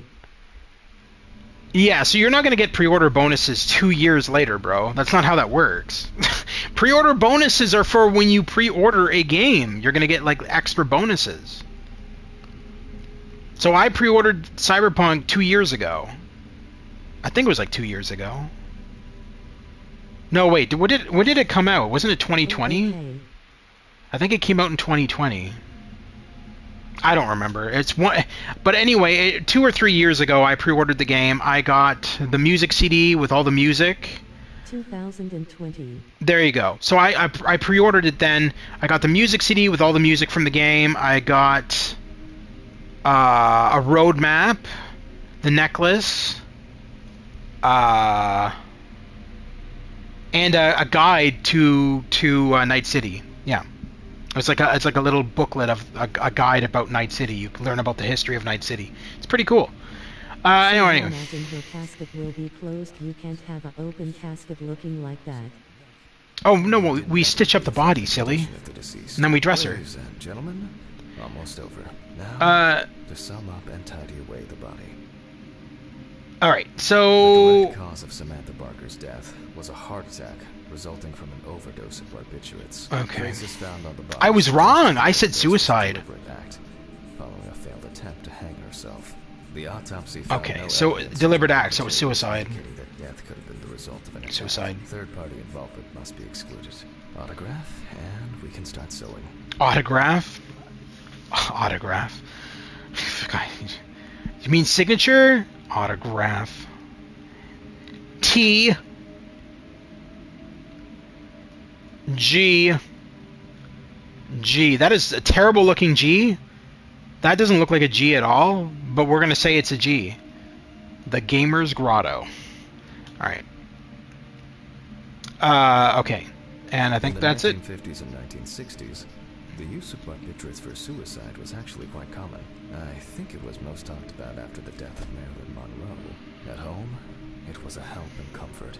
On death row, a farewell to the convicts. Well, that's the way it goes. It isn't the drug, but the dose that makes the poison. Well, we're done for today. Thank you for your attention. So generally when their head is like sawed off and stuff like that, they'll put it like a wig and stuff like that. That's not up to me to do, because I'm just the autopsy dude. That would be up to like the dressers, I think they're called, or something like that. I can feel those hunger pains coming on. I guess I'll have to fix it. And that's it for me. I figured out what caused her death. I give that to the police, or rather, my assistant gives that to the police. Well, do me good. And we end the day. We do one Yeah, I imagine victim a they day. put a wig on. Yeah. Did you know Cyberpunk has a demolition man with friends? They have tons of references in that game, bro. Their biggest reference is Blade Runner. Cyberpunk was heavily influenced by Blade Runner, the Blade Runner movie. They also referenced the Terminator movies, specifically Terminator 2, and they have references to Death Stranding, which is a Hideo Kojima game that released on PS5. Yeah, Blade Runner was one of my favorite sci-fi movies. I actually have the game. There's a Blade Runner game on PS5. Made by Westwood Studios. It was originally a game from 1997 that got a remaster for PS4 and PS5, and I have it, and it's really good. Really, really good. So cold. I guess I should have brought my jacket to work. Head back to your apartment. I hate where this guy lives. You'd figure with all the money he has that he would, I don't know, live not in a meth house. I love Blade Runner movies. Yeah, no, it's fantastic. Intimidating when it's so quiet. You'll love the game then. Oh god, if you love the original Blade Runner movie, like the one with Harrison Ford, you'll love the game. Because the game is based off of the original Blade Runner movie from 1984. I think it came out in 1984. Was it 1980? Yeah, I think that sounds familiar. 1984. I think that's when it came out. I don't know why I didn't take the elevator. Oh well, halfway up the stairs already.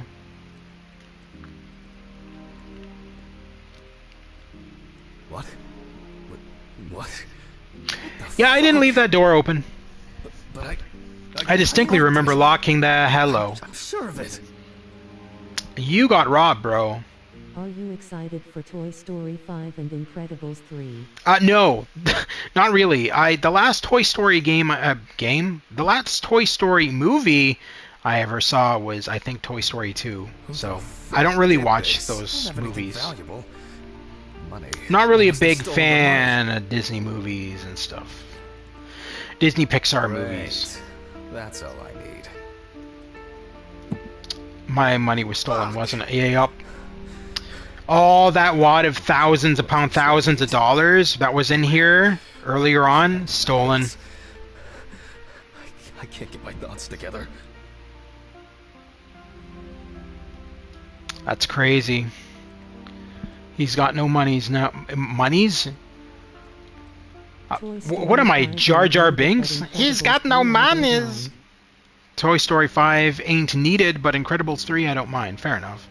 I am shocked they didn't put Blade Runner music in Cyberpunk. They would get sued. I'm calling Steven. They would get sued. There's contracts and there's red tape behind putting anything in anything. Like, I mean, you have to get consulted. You have to consult with the original composers, who I think Vangelis was the original composer for Blade Runner. True. Now, in the Blade Runner video game, they have all of the original Blade Runner music. recomposed by Westwood Studios composer Frank Lapaki, who did all of the music for all of the Command and Conquer games back in the mid-90s.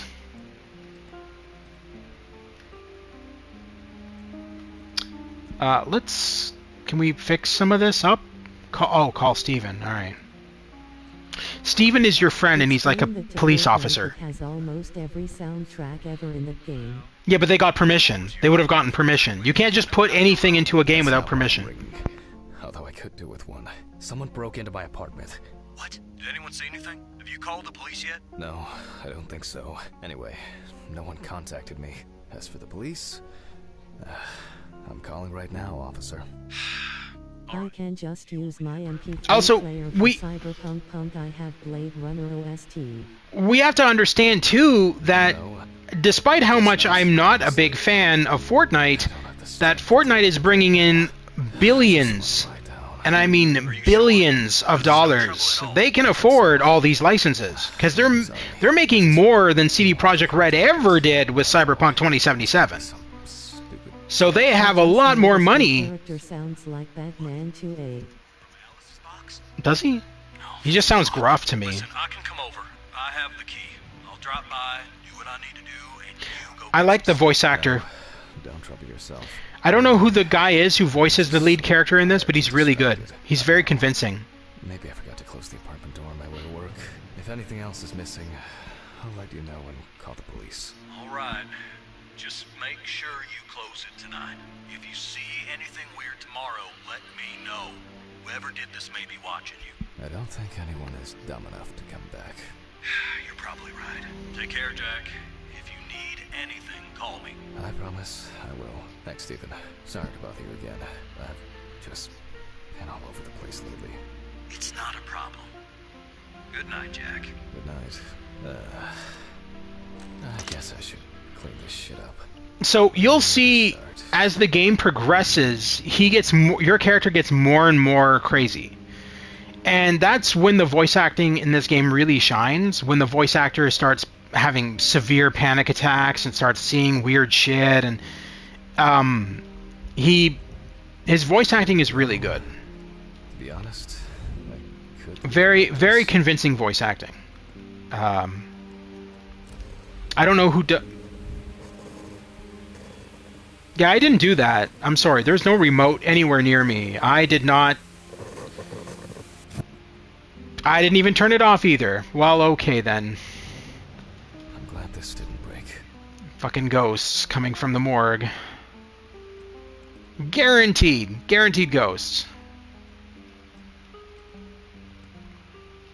Maybe I could barricade the door with this. I should... I would imagine working in a morgue with dead bodies would do that to you.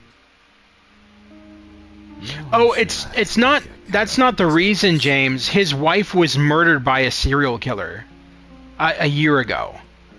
They explained it at the beginning of the game. When I first started the game, you guys kind of tuned in a little bit late. I had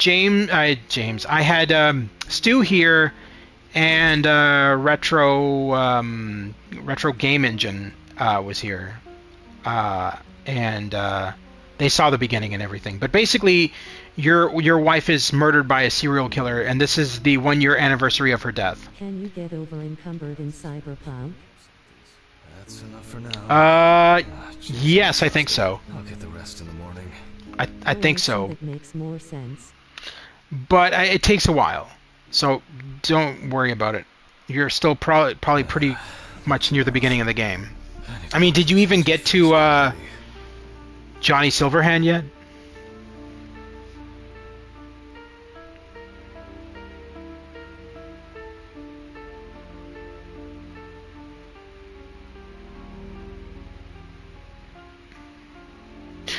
I am in the house. Johnny Silverhand is so... Everybody seems to like... I just find him so annoying, I'll be honest with you. To me, he's just like... Not even close to Johnny. He's just... He talks way too much. He talks way too much. Got my keys, got my files. All the time he has something he has to say. He's like, "Hey, V, that guy that you just saw, I know him. I saw him the other day. Cool, Johnny. Shut up now. Oh yeah. Like, why do we need to know all this? He just overemphasizes on everything once you have him, and he just doesn't leave you alone. So I kind of got sick of him after a while. I mean, don't get me wrong, I love Keanu Reeves. I think he's an amazing human being. But his character V is just really annoying. I feel like it takes me forever. And it's not even, he doesn't even act like Keanu Reeves, because Keanu Reeves is... I am in house 1 where the guy drops you off after the training. Keanu Reeves is a really chill guy, and then V, and then Johnny Silverhand isn't. Johnny Silverhand is always angry and pissy and swears a lot and does drugs and drinks a lot, and he's nothing like Keanu Reeves. He's like the polar opposite. Go to your car and leave for work. House 1 where the guy drops you off after the training. Yeah, I know where you are. You're at the apartment. It's house 1. You mean the... I'll ask the neighbors tomorrow. Oh, you mean your first apartment? Is that what you're talking about? The fuck was that?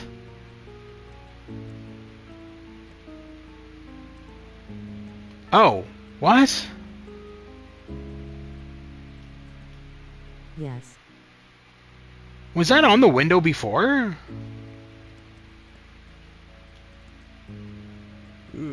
I can't imagine that being on the window. I'm pretty sure I would have remembered. I'm gonna have to rewatch my stream. I don't remember there being a bird symbol on the window.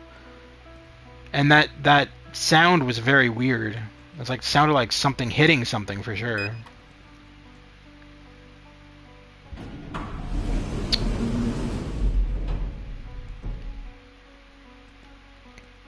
With the radio playing that song.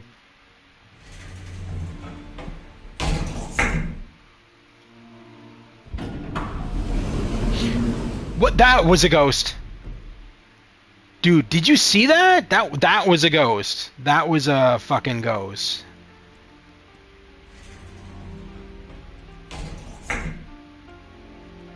Would you say he's more annoying than Rosh from Jedi Academy? Wait a minute. What's going on here? Is this my apartment again? Oh, John Wick in Cyberpunk. the elevator put me up 1 floor. No, there is reference to John Wick in Cyberpunk, but John Wick is not in Cyberpunk. There is a reference, Easter egg, if you will. But no, John Wick's not in Cyberpunk. Okay. But Johnny Silverhand is. All he does is talk about how annoyed he is with V. It's really annoying, actually. Go to your car and leave for work. Maybe a bit optimistic. I'd better grab a coffee on the way. I personally think Rosh from Jedi Academy is more annoying. Well, Rosh, I never beat Jedi Academy, but my understanding of it is that Rosh actually turns to the dark side and ends up becoming the villain. Not the lead villain, but one of the villains that you have to fight. So I'm pretty sure Rosh, you end up killing him at the ending of Jedi Academy. I'm pretty sure you have to have a lightsaber battle with him and kill him. No, he's not here yet. I love those books. Oh, we're talking about the games, the Jedi Knight games. They're on PlayStation. I hope he. Jedi Knight games on It was too Jedi easy. Academy and Jedi Outcast. Oh, okay. Not to be confused with Jedi Fallen I'm Order. surprised he was annoying and rude. He was. And he never gave a shit about... Because when Luke's like, remember, anger leads to hatred. Hatred leads to the dark side. And Rosh is like, yeah, whatever. He didn't seem to care. He's like, yeah, leave me alone. I'll do what I want. Hello, little... Hold up. Is there someone behind me laughing? I'm going to keep an eye on these windows. I feel like we're going to see something in one of these, almost, maybe. I am concerned now. Almost there. Nothing. Alright. Strange. Well, that was definitely a ghost. Now for the tough one. For sure. His classic line of "I think that was Luke Skywalker." Oh, yeah. I think that was Luke Skywalker. No shit, Sherlock. It wasn't Yoda. All right. That was me. Not a dumbass you are. That was you? Hey, welcome back, Stu. Glad to have you here, as always. Put on the apron hanging in the dissecting room. Well, that would be that apron. Put on the apron in the dissecting room and make some cookies. Preferably chocolate chip. Find some protective gloves. Well, it's a good thing they're right in front of me.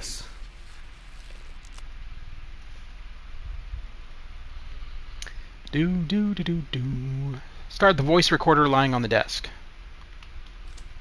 Autopsy dated November 22nd, 1991.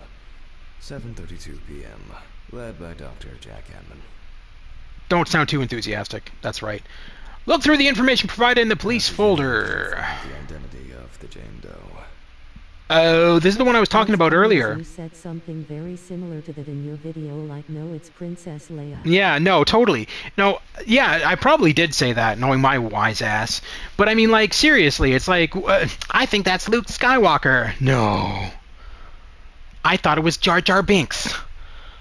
Alright, anyway, this is the case I was talking about earlier. So this is why I feel like all of these cases that we are examining are based on real police cases, because this is the case where the woman was found in the water treatment facility or whatever, and they only found out because, you know, the people were drinking her bodily fluids. It's so gross.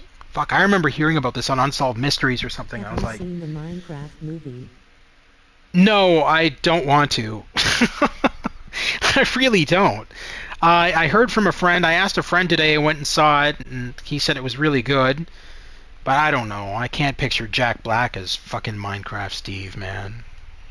I feel like it's bad casting. Harper Lloyd, age 35, found in a well-owned house by her neighbors Leonard and Dorothy Chelsea. Reported missing for a week.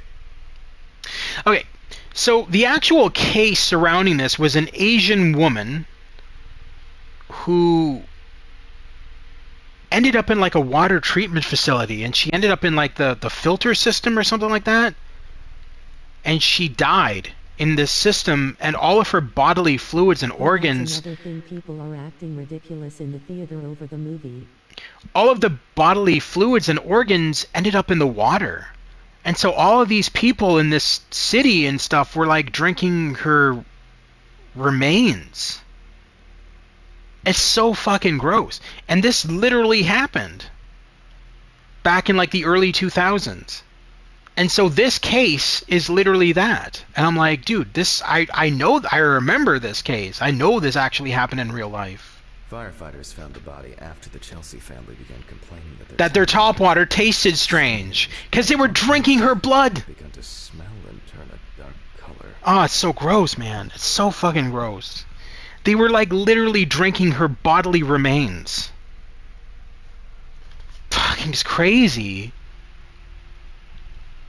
Now, in the actual case, I don't know how this one turns out. I can't remember. But in the actual case, it wasn't suicide. She was murdered. It is also chicken jockey scene caused issues. Disorder. Harper was placed on drug therapy, which she dropped out of fairly regularly. Oh, During so in the this treatment, she was under the care accident, of her common law partner Richard Benson, professional truck driver. Sadly, I know what murder and losing someone feels like. It's happened to me with my aunt. Professional truck driver? What does that mean? Why don't they just say truck driver? Professional truck driver? Like it's a big profession to be a truck driver. Just get a fucking license. I'm sorry to hear that, man. Damn. I luckily never had anyone die to murder, per se. I had a friend, longtime friend, who ended up um, getting weed from another friend, because weed is illegal in Canada. You can smoke weed in Canada. And the weed was laced with Thanks, she got murdered in 2015 and the killer was never caught. Yeah, that sucks, man. The weed was laced with what's it called? Fentanyl, and he died immediately because he smoked the weed and he just died. And he died Christmas Eve of 2019 or 2020. It's one of those years. I might be getting confused because I think my grandmother died 2019 and then he died 2020. But a longtime friend, so I always miss him. Like, I miss him to this day. Because he very supportive of my YouTube channel and very supportive of kind of all the shit I did. He was always very supportive. And I've known him since I was a kid. And so you kind of never get over... I mean, I'm certainly not crying over his death or anything like that, but I mean, like, you kind of never get over the fact that they're dead. You know what I mean? You always think that oh, well, I'll see him in the summer or whatever. And then the summer comes and you're like, oh, wait, he's no longer with us. I mean, it happens. Now, having said that, do I think that what Trump is doing with the tariffs and this whole, Canada has the most supply of fentanyl going into, that's bullshit. That's absolute bullshit, because we have stats to prove that is incorrect. That is incorrect. But Trump relies on bullshit. He doesn't rely on facts. Otherwise, he wouldn't be saying stuff like, Canada has put the U.S. into debt over $50 trillion, okay? It's like, no, he hasn't. Maybe pull up stats, sir. You're the president of the United States. Certainly you have evidence that proves contrary to your bullshit. I proceed to open the You're never going to say it because you're an ass. Decomposition of the corpse. He just woke up one morning and decided, I hate Canada. That's what it boils down to. The most important task in forensic identification of a dead person is to distinguish whether the death occurred before or after entering the water. Alright. So let's open up the body. This body is going to be in bad shape. I can already... Oh. Okay. That could have been worse. She's missing an eye. I mean, how can that be worse? Clothes so as not to damage the skin. Did the sensor bar just turn off?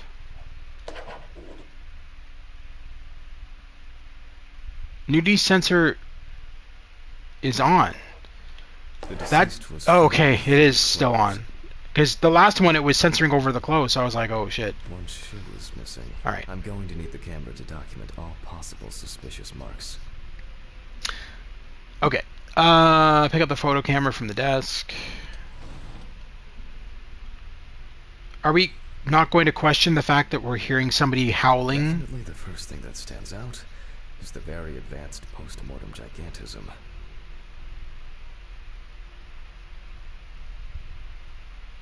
If anyone is turned on by that, they are seriously messed up. It's got nothing to do... Do you think that's why they added a censor to the game? Because of that? Because they... Cyberpunk books like my Witcher books. I really hope you're joking right now, dude, because that's not why they added a censor to the game. They added a censor to the game so that live streamers wouldn't get slapped on the fucking wrist. Look what happened to your channel. You stream some fucking game with some music and YouTube's like, that can't be allowed. No goddamn way. They're going to be the same way with this if this was uncensored. I was thinking BTW to start up channel memberships and use it to only stream adult games private only to members.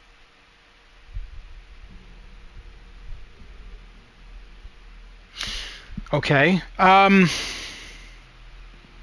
Bring in Al Lowe. You know, I actually thought of this a while back, and I actually wanted to bring this by you at some point. Could we get Al Lowe back on your channel? And I want to come on and just interview him. Is like trying to figure out how to react to that. I'm just trying to figure out how serious you are. I can never tell when you're joking or being serious anymore, man. I'm just like baffled. I mean, it's not necessarily a bad idea given how crazy YouTube's getting with censorship nowadays, but at the same time, The skin of the deceased appears very I don't know. smooth, and relaxed from being in the water for a long time. The whole body is extremely pale. Thanks. Usually I never bring it up, but this game got me thinking about it. Fighting to breathe underwater. O would come back if I asked him to. Would you? Would he? Dude, I would love to sit down alongside you and interview him. I think it would be a lot of fun. Because I have so many, I know a lot of stupid facts about Sierra that a lot of this is the dumb thing about me, is that when I'm overly, I don't want to say overly obsessed, because that sounds crazy, but when I know a lot about a company, I kind of delve deeper into their past and all that kind of shit. So like a lot of people, as an example, don't know that in Space Quest 6, the jockstrap, the flying jockstrap, that was Al Lowe who made that ship. Al Lowe was the one who created that ship for Mark Crow and Scott Murphy. Or I guess it was just, no, it wasn't. Mark Crow was involved in Space Quest 6. It was Scott Murphy and what's his name? She looks really bad. The guy who voiced King Graham. Oh fuck, I can't remember his name right now. I can't think of it right now. But anyway, they Josh Mandel. Josh Mandel. Yeah, Mandel. Yeah, Josh Mandel. Yeah. I remembered the name before you even said it. I was like, yeah, here we go.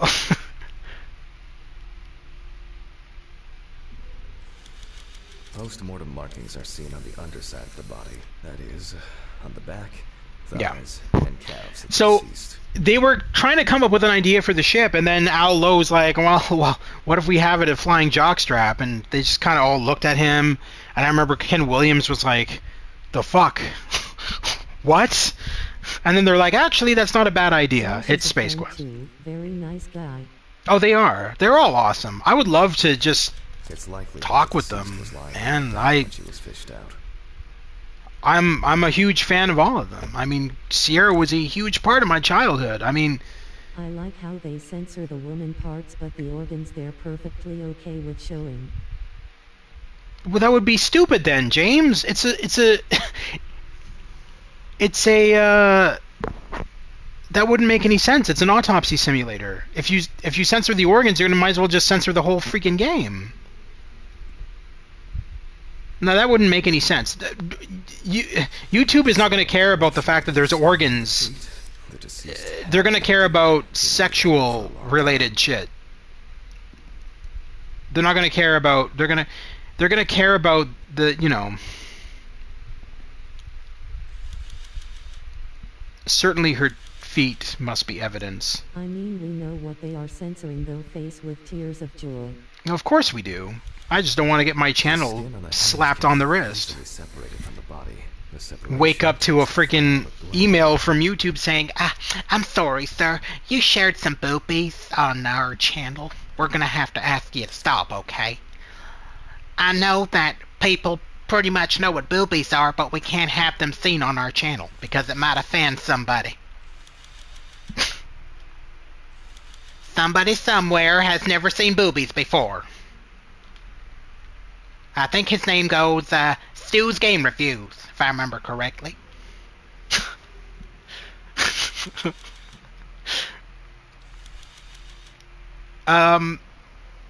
What? This, right? This is what I just clicked on. Oh, okay. I had to be in a specific angle. That scratches? That looks I knew like it was coming. burnt. You knew that was coming. So this was a real case. I feel bad. She looks so bad. I don't know if she ever looked this bad, but it was a real case in that, yes, she was I offended in... someone at school. That was so out of left field. You offended someone at school? Alright. Well, sucks to be them. I offend people every day of my life, sir.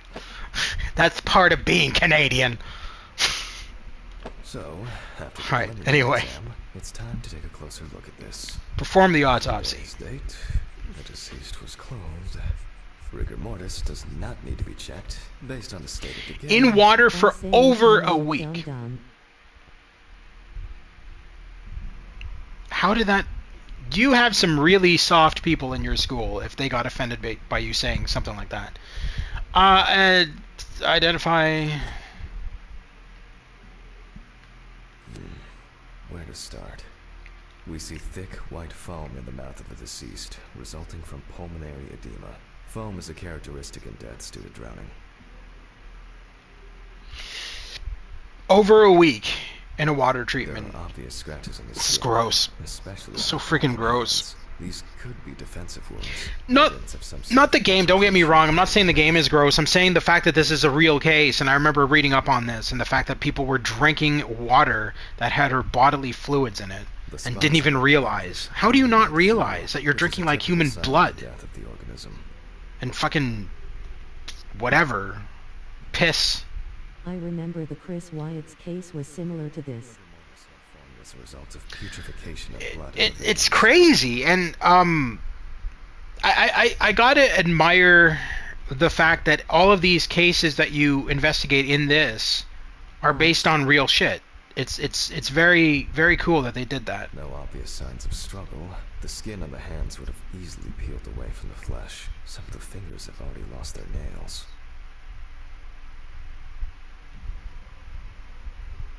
That moaning is really getting annoying. And the fact that he's not questioning it is even more annoying. Like, you can hear it. You can hear it. It's coming from upstairs. One floor up. Or the Did she basement. lose a eye? Yes. The fact that the deceased was wearing shoes all the time. Her feet are in better condition than her hands. I don't know how she would have lost her eye, but she did. She's from the documentation that the cops provided me, she was in the water treatment pipe or whatever it is for over two That's weeks. probably enough to indicate that. I'd better note that down in the records. Likely banging away trying to get out. I know that that's what happened with the original highlight. Marks found on the neck and foaming of those abrasions appear relative That's what to happened with the evidence of original DNA. case was they heard her banging.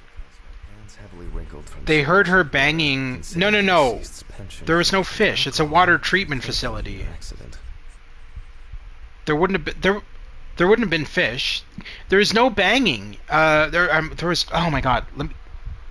Maybe I should think before I talk. There was banging. So in the actual case, there was banging from like the pipes and everything, but they never thought to open up all the shit and take a look inside. They were just like, oh, it's just the sounds of the pipes or whatever. And it was actually her trying to get out, and she ended up dying in there. And that's when they found. The only time they found out that what happened was after people were complaining that their water had piss in it and human remains. In this case, maybe it's just Oh, I thought it was the ocean. Now I don't get how she lost a eye. There's even more of a mystery. Well, that's for this game, dude. I'm talking about the actual case. I'm talking about the actual... I'm not talking about this. This is scripted. I mean, they didn't have it... This is not identical. I mean, the murder is identical. The way she looks, probably not. I don't think you ever got to see what she looked like in the actual case. I don't think they would have released that kind of information. That's highly confidential. Put down the clipboard and continue the Before autopsy. I begin the dissection, I'll make sure the suggested identity is correct. I would hope not. Take the appropriate tools from the suitcase to perform a The fingerprint suitcase with the examination. fingerprint equipment should be Oh, around here so this is a little bit different now. So the previous two cases were pretty straightforward. This one, because we don't know who she is, we have her marked down as a Jane Doe, so we have to find out for the police who this woman is by performing a fingerprint identification. Here it is. The fingerprint sheet should always be checked. If the body of the deceased is well preserved, fingerprinting is similar to that of a living person. With decomposing bodies, the tissue of the pads of the fingers tends to shrink. To remove these shrinkages, a mixture of glycerin... There's nothing or else I oil need is from here? used. So we put nitroglycerin on the fingertips. I'm going to conduct a dactyloscopic examination. If in fact the deceased is in the police database, I will find her. Alright. So we take her finger.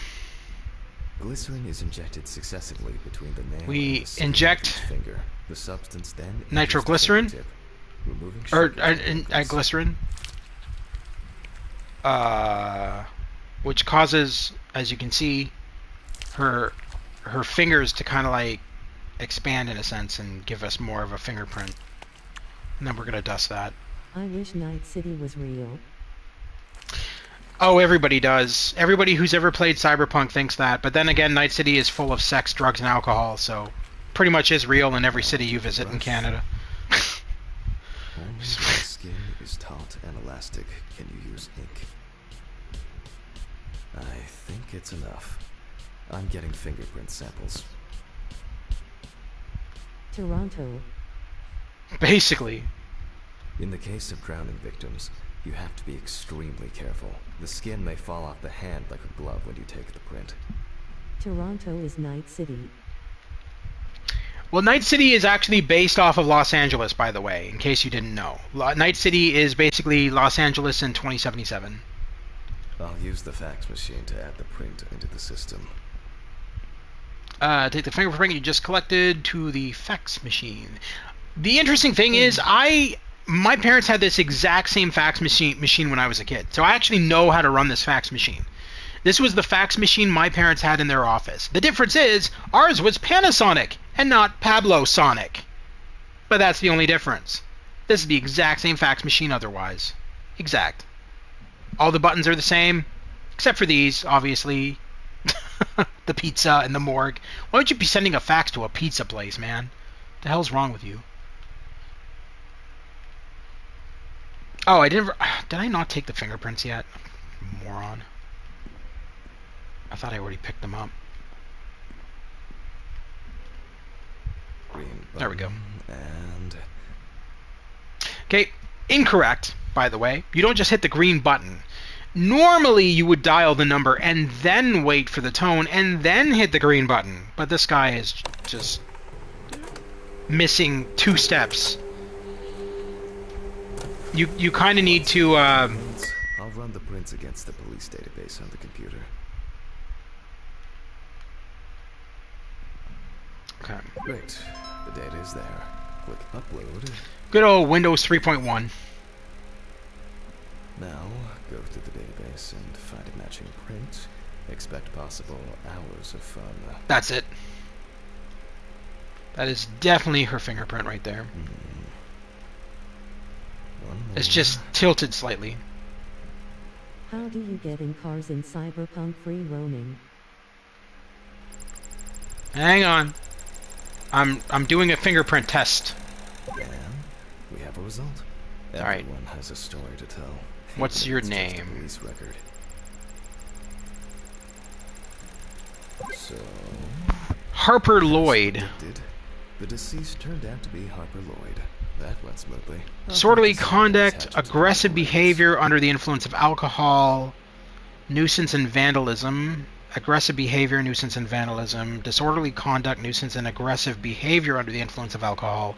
Low-level shoplifting, nuisance and vandalism. Low-level shoplifting, petty theft, and disorderly conduct. Conduct. Participation in a fight under the influence of drugs. What a wonderful person. It's a shame she passed away. She could have been in jail again. Great. Now we can go back to my inspection. 1956? She was actually pretty old. Alright. Return to the autopsy. I'm adding the name of the deceased. I'll start the internal I examination. have a Switch now. I can play 007 GoldenEye. Hey, I was born in 1956. There you go. She could have been your girlfriend's too. Select the syringe. The syringe. I said it again. Select the syringe and obtain a If the victim was sample to alive test when she for fell into the well, She must have diatoms. swallowed water fighting for her life. Right up the nose. Diatoms, characteristics of pooled water like a well. Got it. Your nose must be itchy now. Now that you've got a needle right up it. Use the microscope to verify the presence of I'll diatoms. check the sample under the microscope. I'm sure that these algae traces will be found in the samples. Now I need to adjust the knobs properly and place the diatom. Well, with let's the maybe alcohol. put the brightness. I'm finally starting to see something here. It's not a dirty lens, I'm afraid, but rather a bad focus. what? And perfect. The aperture still needs... Oh, I'm finally starting to see something here.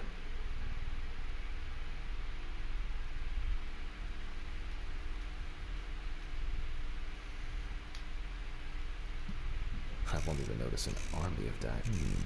Great. This way I'll see if I'm dealing with a large concentration of these algae.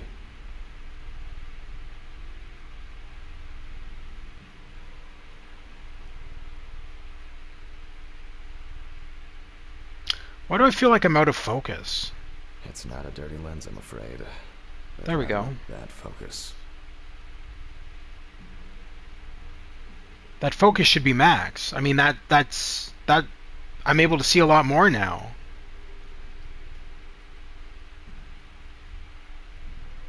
It doesn't make any sense to lower the focus.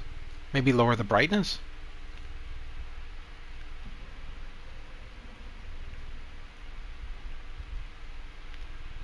I mean, what more proof do we need? We have presence of everything.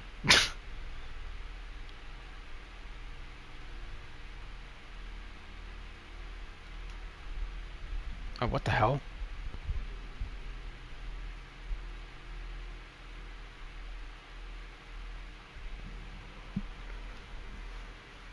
Diatoms. I wish that moaning and banging or whatever the hell I'm hearing would stop. Really getting annoying. You can hear it in the back. I don't know if you guys can hear it, but there's like this like moaning sound and some banging. In the game, obviously, not in my apartment.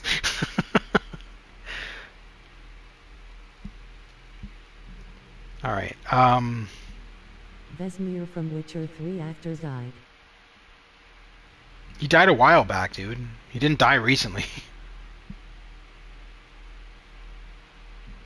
As expected, we find the So the focus was off. The solution. Their upper part, Epitheca, which overlaps the lower, Hypotheca, is clearly visible. This guy is so smart. This character. He definitely knows his shit, that's for sure. You can learn a... This game is actually kind of educational when you think about it.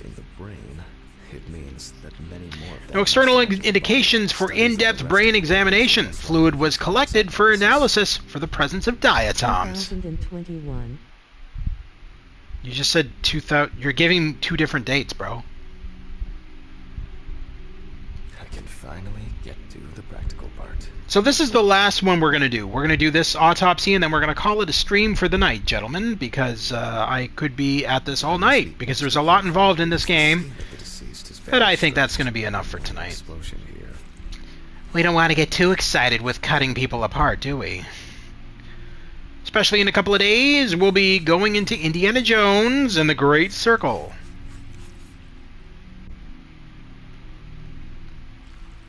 Nope. You can immediately see a very large swelling of the organs. In addition, all internal organs are very congested. I proceed to remove the rib cage. Rib cage. It's easy to see that the ribs You pre-ordered it? Lungs. So, I'm going to die. Indiana Jones. I've already played it. I played it on the Xbox. I streamed a little bit of it on my channel already on the Xbox, but I'm going to do a full stream of it for PS5. Oh, I pre-ordered. Begin a thorough lung analysis by examining the organ. I wanted to get all the pre-order bonuses, like the extra outfits and everything. Because if I'm going to be live streaming it for you guys, I want to be able to show you everything that comes with it, not just a little bit. Begin a thorough lung analysis by examining the organ. Taking the lungs in my hand, I feel that the tissues have lost their elasticity, which is the result of water and... Are you able to defile the corpse in this game? Ew! God, Jesus Christ, Blue. Stu. We have a nice imprint of the ribs. Stu, what the fuck, man? That's, It's clear how far it's progressed, which is characteristic of drowning. No. This isn't Leisure Suit Larry. Mark the damage to the lung on the clipboard. Lung tissue lacking elasticity with advanced emphysema. Corpses found in water are worth examining with a tomograph. However, I can't count on such luxuries, so I must reach for a more archaic technology. A bucket and water. What? A bucket and water? Huh? Locate a bucket in storage. Nobody's here. Please to come back. This room is off limit for, you know, the fun with the corpse. Who? Has anyone been here? What? Are you seeing something I'm not? What was that? Was there somebody at the window? What did I miss? I hope no one dipped a mop in it. It's best to go to the lab for this. Did I miss something?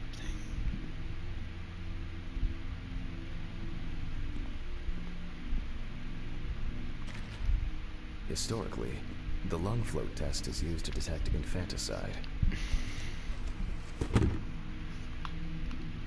The water should be at room temperature. So he puts it on full blast heat. That's enough. That's hot as hell, steamy hot, room temperature for sure. I have to place the lungs in a container of water. This checks if there is air in the lungs. And speaking of lungs, everything is ready to bring them here.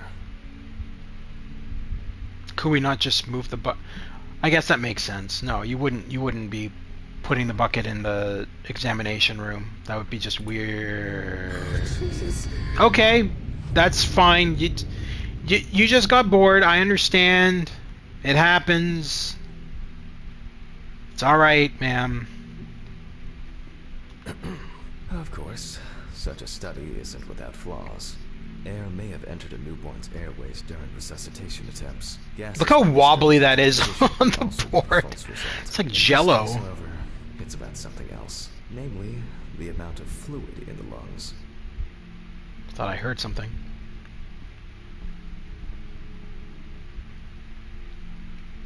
To test for this, I have to place the lungs in a container of water and wait to see if they fall or if they will float on the surface. In you go.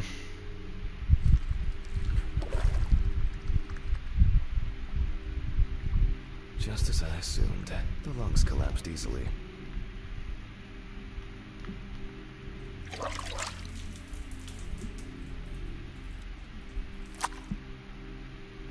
Okay. What did we learn from this, boys and ghouls? Her lungs are shit. That's what we learned. Fluid could have entered the lungs during panic attempts to catch breath underwater, but it could also be the result of bacterial infections or cancer, so further investigation is needed.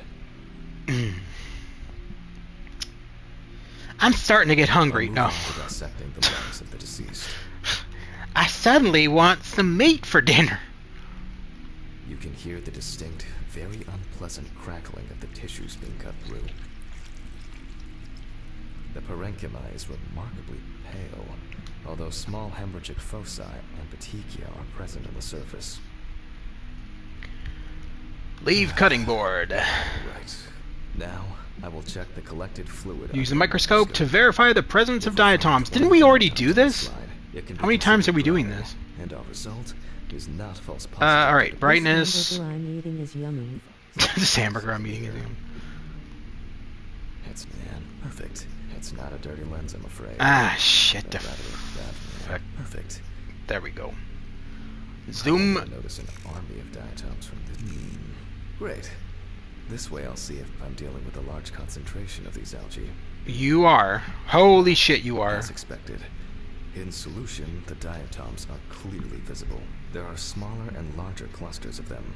There will definitely be more than 20 of them. Hell yes. That is a lot more than 20.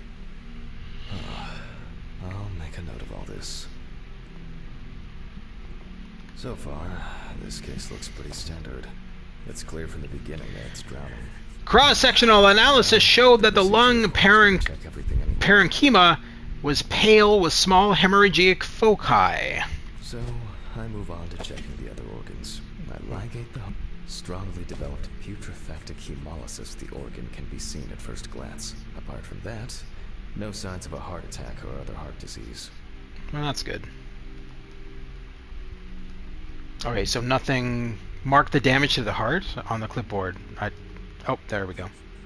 Heart without signs of disease. Strongly developed putrefactive hemolysis resulted from drowning. I move on to the next organ. This time, it's The liver. It's immediately apparent that the deceased didn't care for herself. Like most organs, her liver Fatty is liver. enlarged and severely congested. The beginnings of cirrhosis are visible in some areas. I transfer the organ to a board and proceed to dissect. How's your hamburger, Stu? Is it as good as my liver?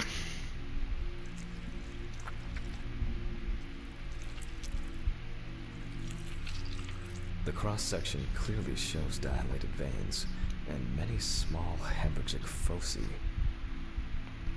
I must admit that this is quite... Oh, that's how you say it, foci. considering the rather young age of I the said deceased. foci. Harper enjoyed drinking so much that she might not have lasted a few more years.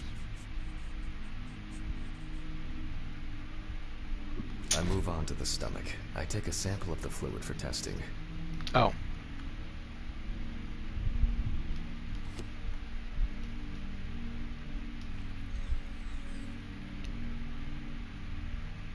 It looks very turbid. I'll see what happens after spinning, but that's in a moment. Now, I carefully ligate the organ. I was just about to say earlier that no one would be sick enough to defile a corpse, but then comes Stu with the comment. I transfer to the You board. underestimate the man who masturbated on Minecraft. I don't know why you did that, but, you know.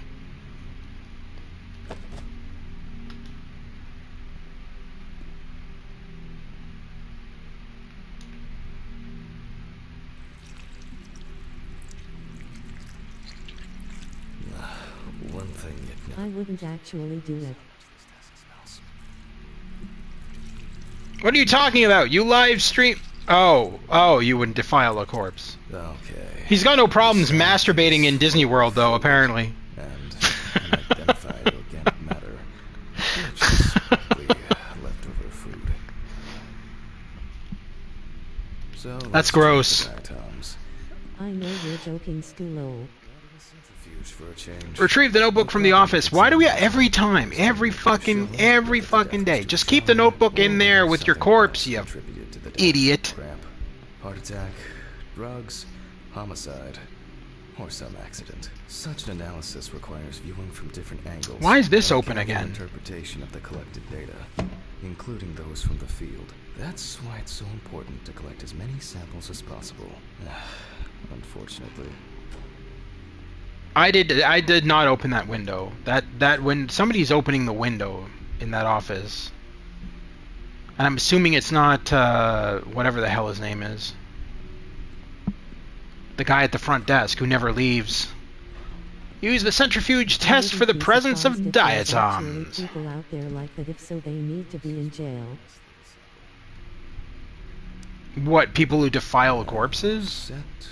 It's, yeah, there probably is. It's called necrophilia. Set the correct values on both dials. So, we Yes. testing for the presence of diatoms. 35 minutes at 25%. So 35.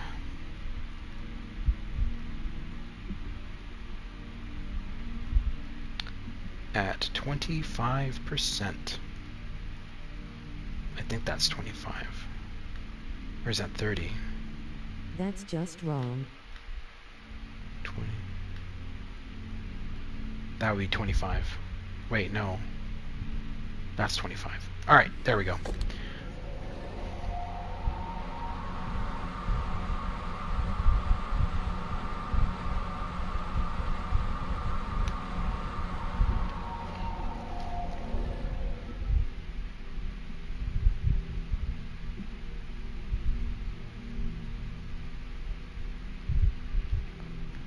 Oh, there we go.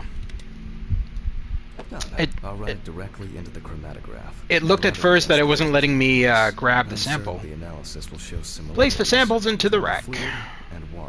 We're almost done. Couple of more things to do, and we'll determine the cause of death of this woman, which I would assume to be either accidental or suicide.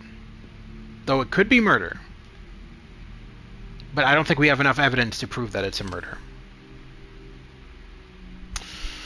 Take the pipette and set it to draw 3 milliliters. 3 milliliters should be fine.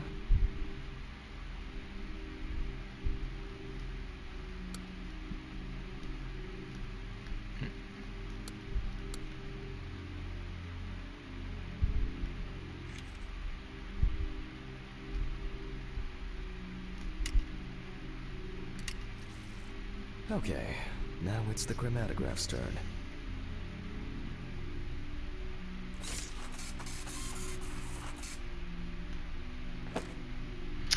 Alright, so... Yes, the water sample matches the one provided by the police. I don't even know what half those things are. Well, I'd read them, but I'm like, I don't even know what I'm reading. I was hoping it would be a more interesting case.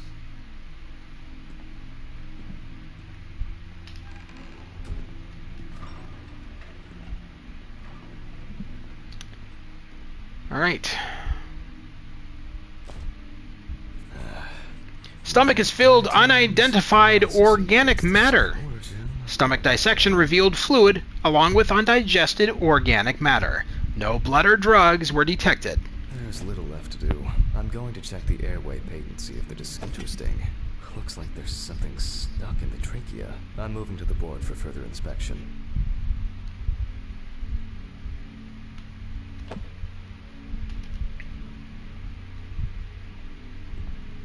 I dissect the trachea and open the organ.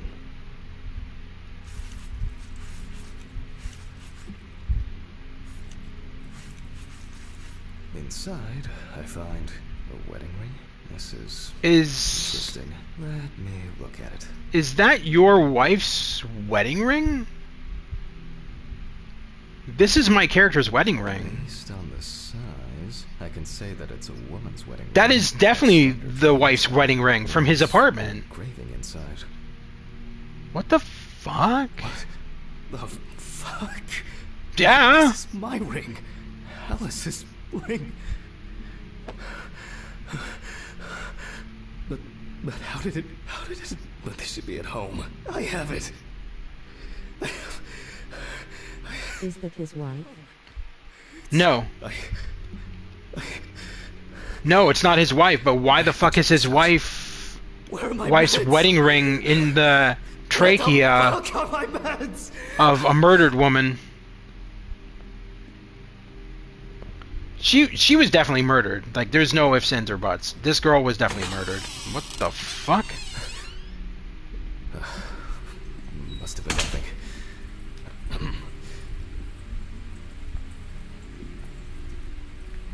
Okay. Jesus Christ! Hope these all make it go away. No! Why would that... Dude, you are a drug addict. I have to check the apartment. It can't be. I hope these drugs will make the ring that I found in this dead woman's trachea go away. That's not how that works, sir. That's not how drugs work. Mr. Ridley. Mr. Ridley! What's all the ruckus? I need to go home. Immediately. What? Now? I have to. Have you seen anyone here this morning? Anybody suspicious? No, there was no one. Dorothy was, but only for a moment, then she left. What's wrong with you, Hanman? Okay. Thanks. What about the corpse? I'll come back, I promise. See, this is where I feel like the voice acting in the game gets really good. When he becomes all crazy and panicky. Like, his voice acting in this game is really good, in my opinion. I think he does a really good job. Because that's exactly how you would react. You find your dead wife's wedding ring inside of, like, the dead body of a murdered victim. I have to check this out.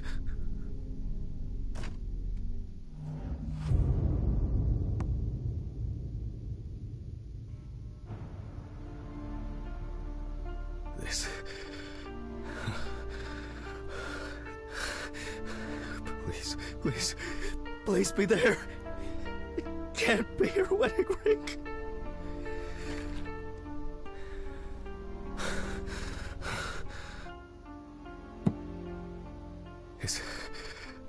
It's gone. It was right here. I imagine whoever stole from your apartment stole the ring and forced it down this victim's throat.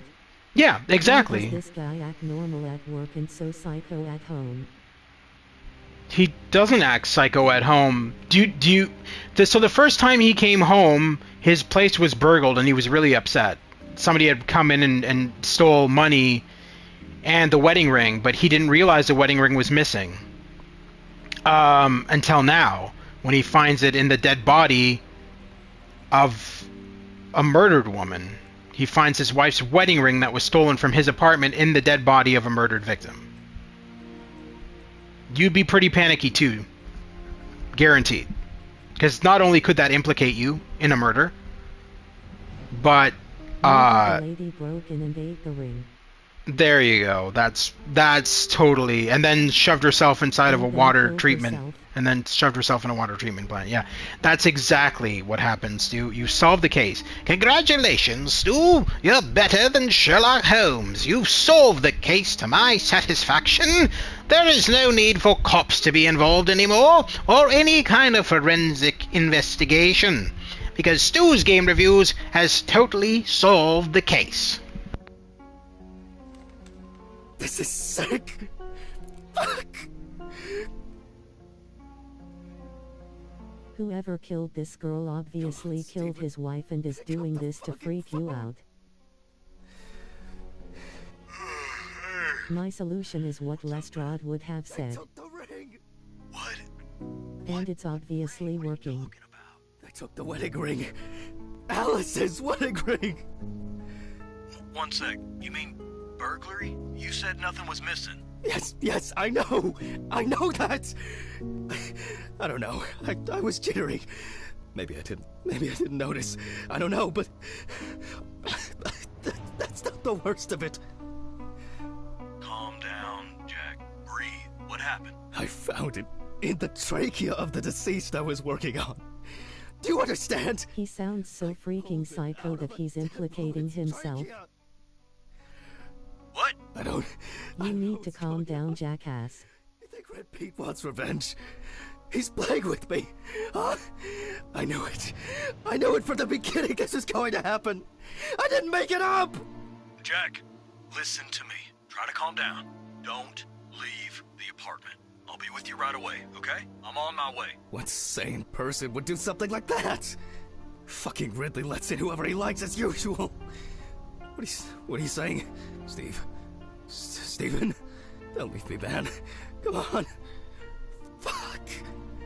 Oh, God, what the hell? Well, I think that's the implication, right? Because the guy he just called is a police officer. It's his friend, Steven, who's a cop. And he's like, I'll be right over. Like, I mean... in Smash Brothers now. How does he have time for this? He's got a lot on his belt, man. Making them bucks. Now let's do what any sane person would do while waiting for a police officer to arrive. Start drinking. Because that's what you do. when you're possibly implicated for a murder. LOL. Just one sip more. Yep. This guy is so dumb for a doctor. Well, he's not all there in the head. After his wife was murdered, kind of in front of him, I don't think he should have been working. I don't think he should have continued his job, to be honest. But as he says at the beginning, he needs it to pay his bills. Yep. Yep. I feel like Stu would crack a joke and tell them it's no big deal to their face. Yeah. So your wife got murdered there, huh? That's no big deal. Don't worry about it, eh? That happens to the best of us. Just go have a couple of drinks and wait for the cops to arrive. If this was in real life, face with tears of joy.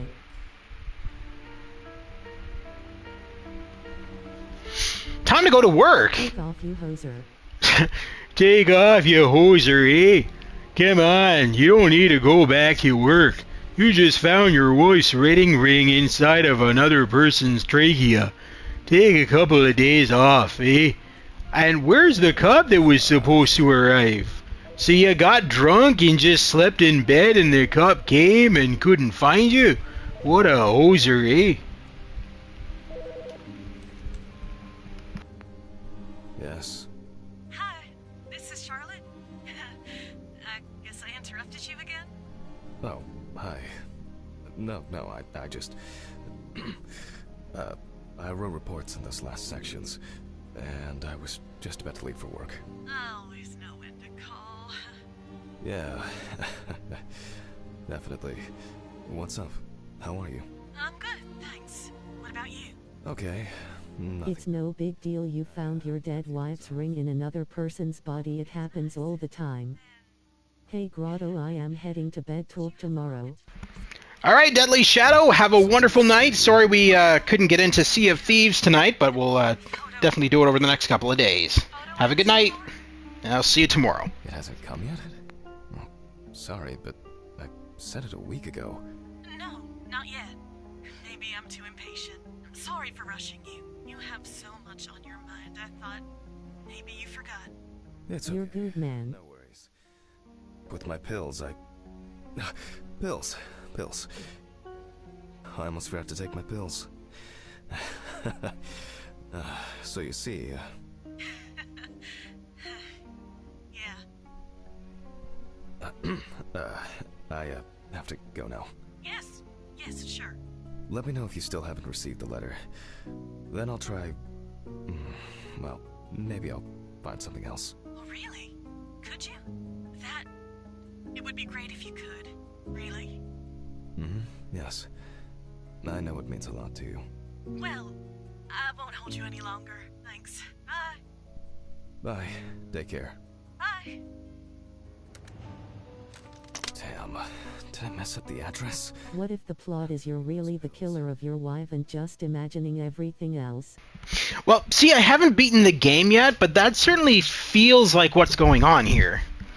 Now, the thing is, did you notice that phone call where she says that she never received the envelope from you that you mailed? So at the very beginning of the game, she calls you and asks you to find a photo of her and your wife and send it to her.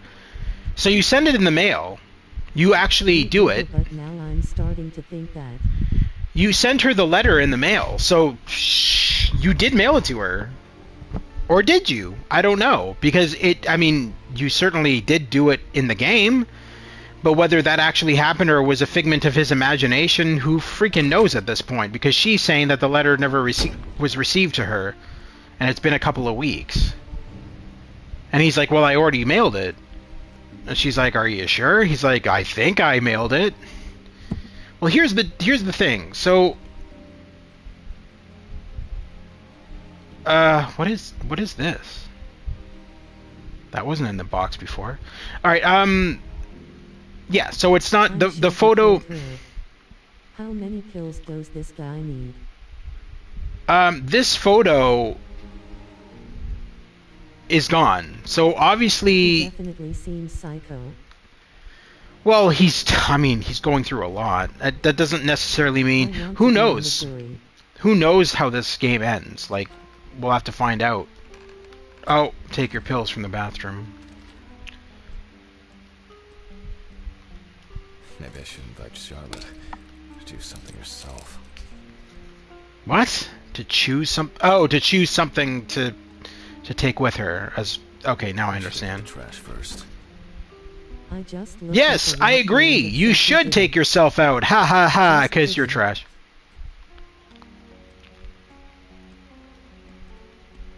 Of course you would do that, Stu. I remember doing that on your channel once. You really sucked at a game, and you're like, does anybody know how to do this? And so I pulled up a walkthrough for you. I remember that. I can't remember what game it was. I think it was like Dare to Dream or something. Yeah, it was Dare to Dream. That's what it was. Because you're like, this is so badly written. This game sucks. And so what the fuck?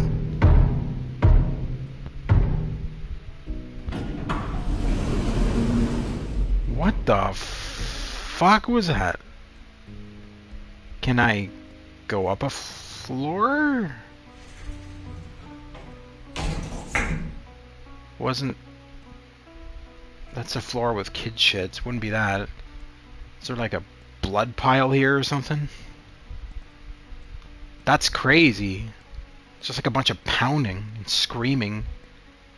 No. And that's locked off. I wouldn't have gone up that high because my apartment's on the 4th floor, so if anything, that pounding would have come from either this floor or this one.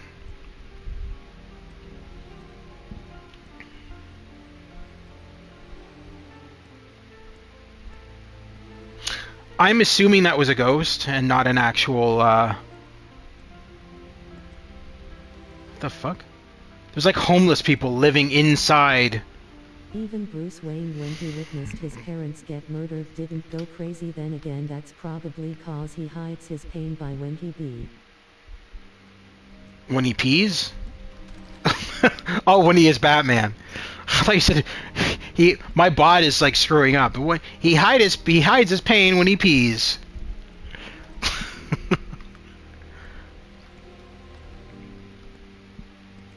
I mean, he sort of did go crazy. Batman? Yeah, of course he went crazy. He dressed up as a giant bat. That's not sane. I always loved Adam West's version. I think it was like episode 1 of this. Who said that? You disgust me? Who literally just said that? There's nobody here. Have you seen Batman Beyond 2? I don't think Stu watches many cartoons. Criminals are a superstitious, cowardly lot. No, so Batman 60s... Yeah, great movie, underrated. It wasn't a movie. Batman Beyond is not a movie. Batman Beyond was a TV series. It was a cartoon series. It was the sequel to Batman the Animated Series. I thought you meant Batman Begins. Sorry. No, Batman Beyond is a cartoon series where Bruce Wayne ends up getting shot as Batman through the... Batman Beyond, but only some episodes. There you go. Why do I like sleeping so much? I don't know, but guess what, kiddies? We're almost at 3 hours. Time to end this charade. Oh, what? It's just me, Jack. What the fuck is going on? Dude, this guy is going insane. Or whatever his name was. Terry McGinnis, yes. You got it correct, actually. This... He... It's just you jacking what? Yeah, you know what? Fights in the first episode with his cane. I think... Oh, dude, I can actually see his face. I always thought he was just a rendered hands. You can actually see that he has an actual head. That's because you never get to see him behind the newspaper. There you go. So he is actually fully rendered. Isn't that interesting? Alright, so... He is definitely going insane, the character that we're playing as, because he just heard his wife say, "It's okay, Jack," and stuff like that after the scream. Yeah, man, I think that this guy is harboring some guilt. He maybe did kill his wife. But he keeps on saying it's this guy. He keeps mentioning this guy. Red Pete. This bald dude. Invigorating conversations. Has Stephen brought the body? Yeah, the trolley's in the hall. Maybe wheeling it to the dissection room will be invigorating enough for you. I've missed how friendly and helpful you are. Ever since day one of this game, since the very beginning, you've been a complete jackass. He's talking to the security guard right here. There's nobody there. What are you talking about? The security guard, right in front of me, holding the newspaper.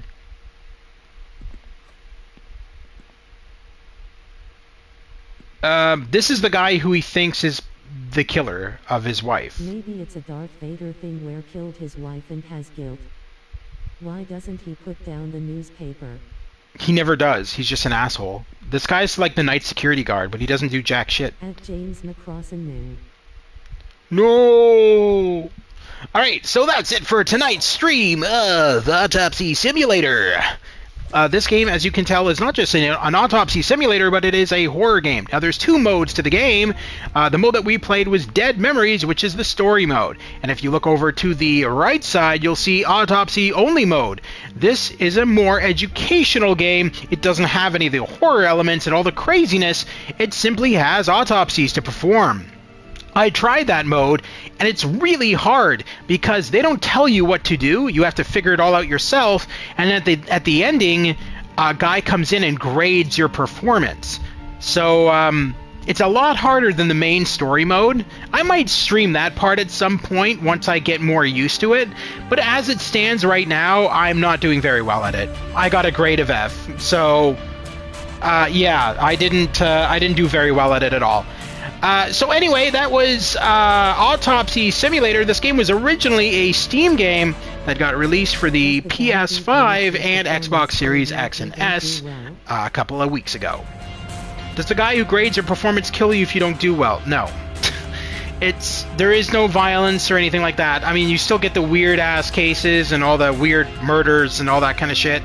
The bodies are randomized, and they keep coming and coming and coming, and you just get graded on your performances. It's mainly a educational type mode on how to do proper exhumations of bodies or whatever. Whatever the hell it's called. Whereas Dead Memories is an actual story-based game. Yeah, I mean, it's not boring. It's interesting, but not as good as the main story. Of course. But anyway, thank you very much to Stu's Game Reviews. Everybody, I can't even remember all your names, man. There's so many people who've been here. Retro Game Engine, I think, was here. Deadly Shadow. James. I think Lewis stepped in, maybe a little bit.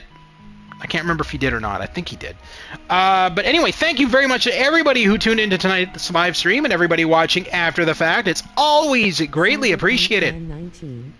Cyberpunk Fan 19. That's actually, you just changed your name, man. I swear you change your name based on every single game you play. Because I think like last time you were on my stream, you had it set to The Witcher or something to do with The Witcher, and then it got changed again to Cyberpunk. Anyway, thank you very much, everybody, for tuning in to tonight's live stream. Greatly appreciated. I hope you guys liked it. It was a bit graphic and gory, but I mean, it's an autopsy game. What do you expect? We're not going to get rainbows and little kittens coming out when we exhume bodies.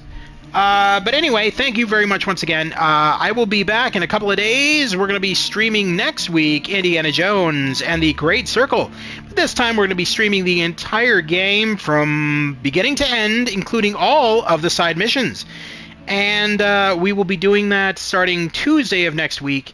And yeah, it's a really long game. It'll be multiple parts, but it's going to be a lot of fun. That game is amazing, and I can't wait to stream the entire game for you guys. And I think that those of you who grew up... with the classic Indiana Jones movies are definitely going to love it. Keep in mind that Indiana Jones and the Great Circle takes place between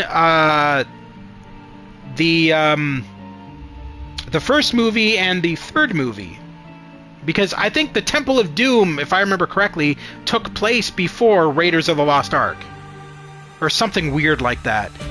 And then it was Temple of Doom, Raiders of the Lost Ark, and then The Last Crusade. So between Raiders of the Lost Ark and The Last Crusade, in the middle there is where the Great Circle takes place. Anyway, so we're gonna end the stream for tonight. Thank you very much once again. If you missed any of the previous live streams, check them out in the playlist section. Also, check out Stu's Game Reviews for all of his awesome content. And of course, check out Pirates of the Geek Vortex podcasts to see all the craziness that we talk about on a daily basis. And until then, guys, have a wonderful night, and I'll see you soon at the Gamers Grotto. Take care once again. Have a wonderful one. We'll see you in a couple of days for Indiana Jones and the Great Circle. Take care and have a good night.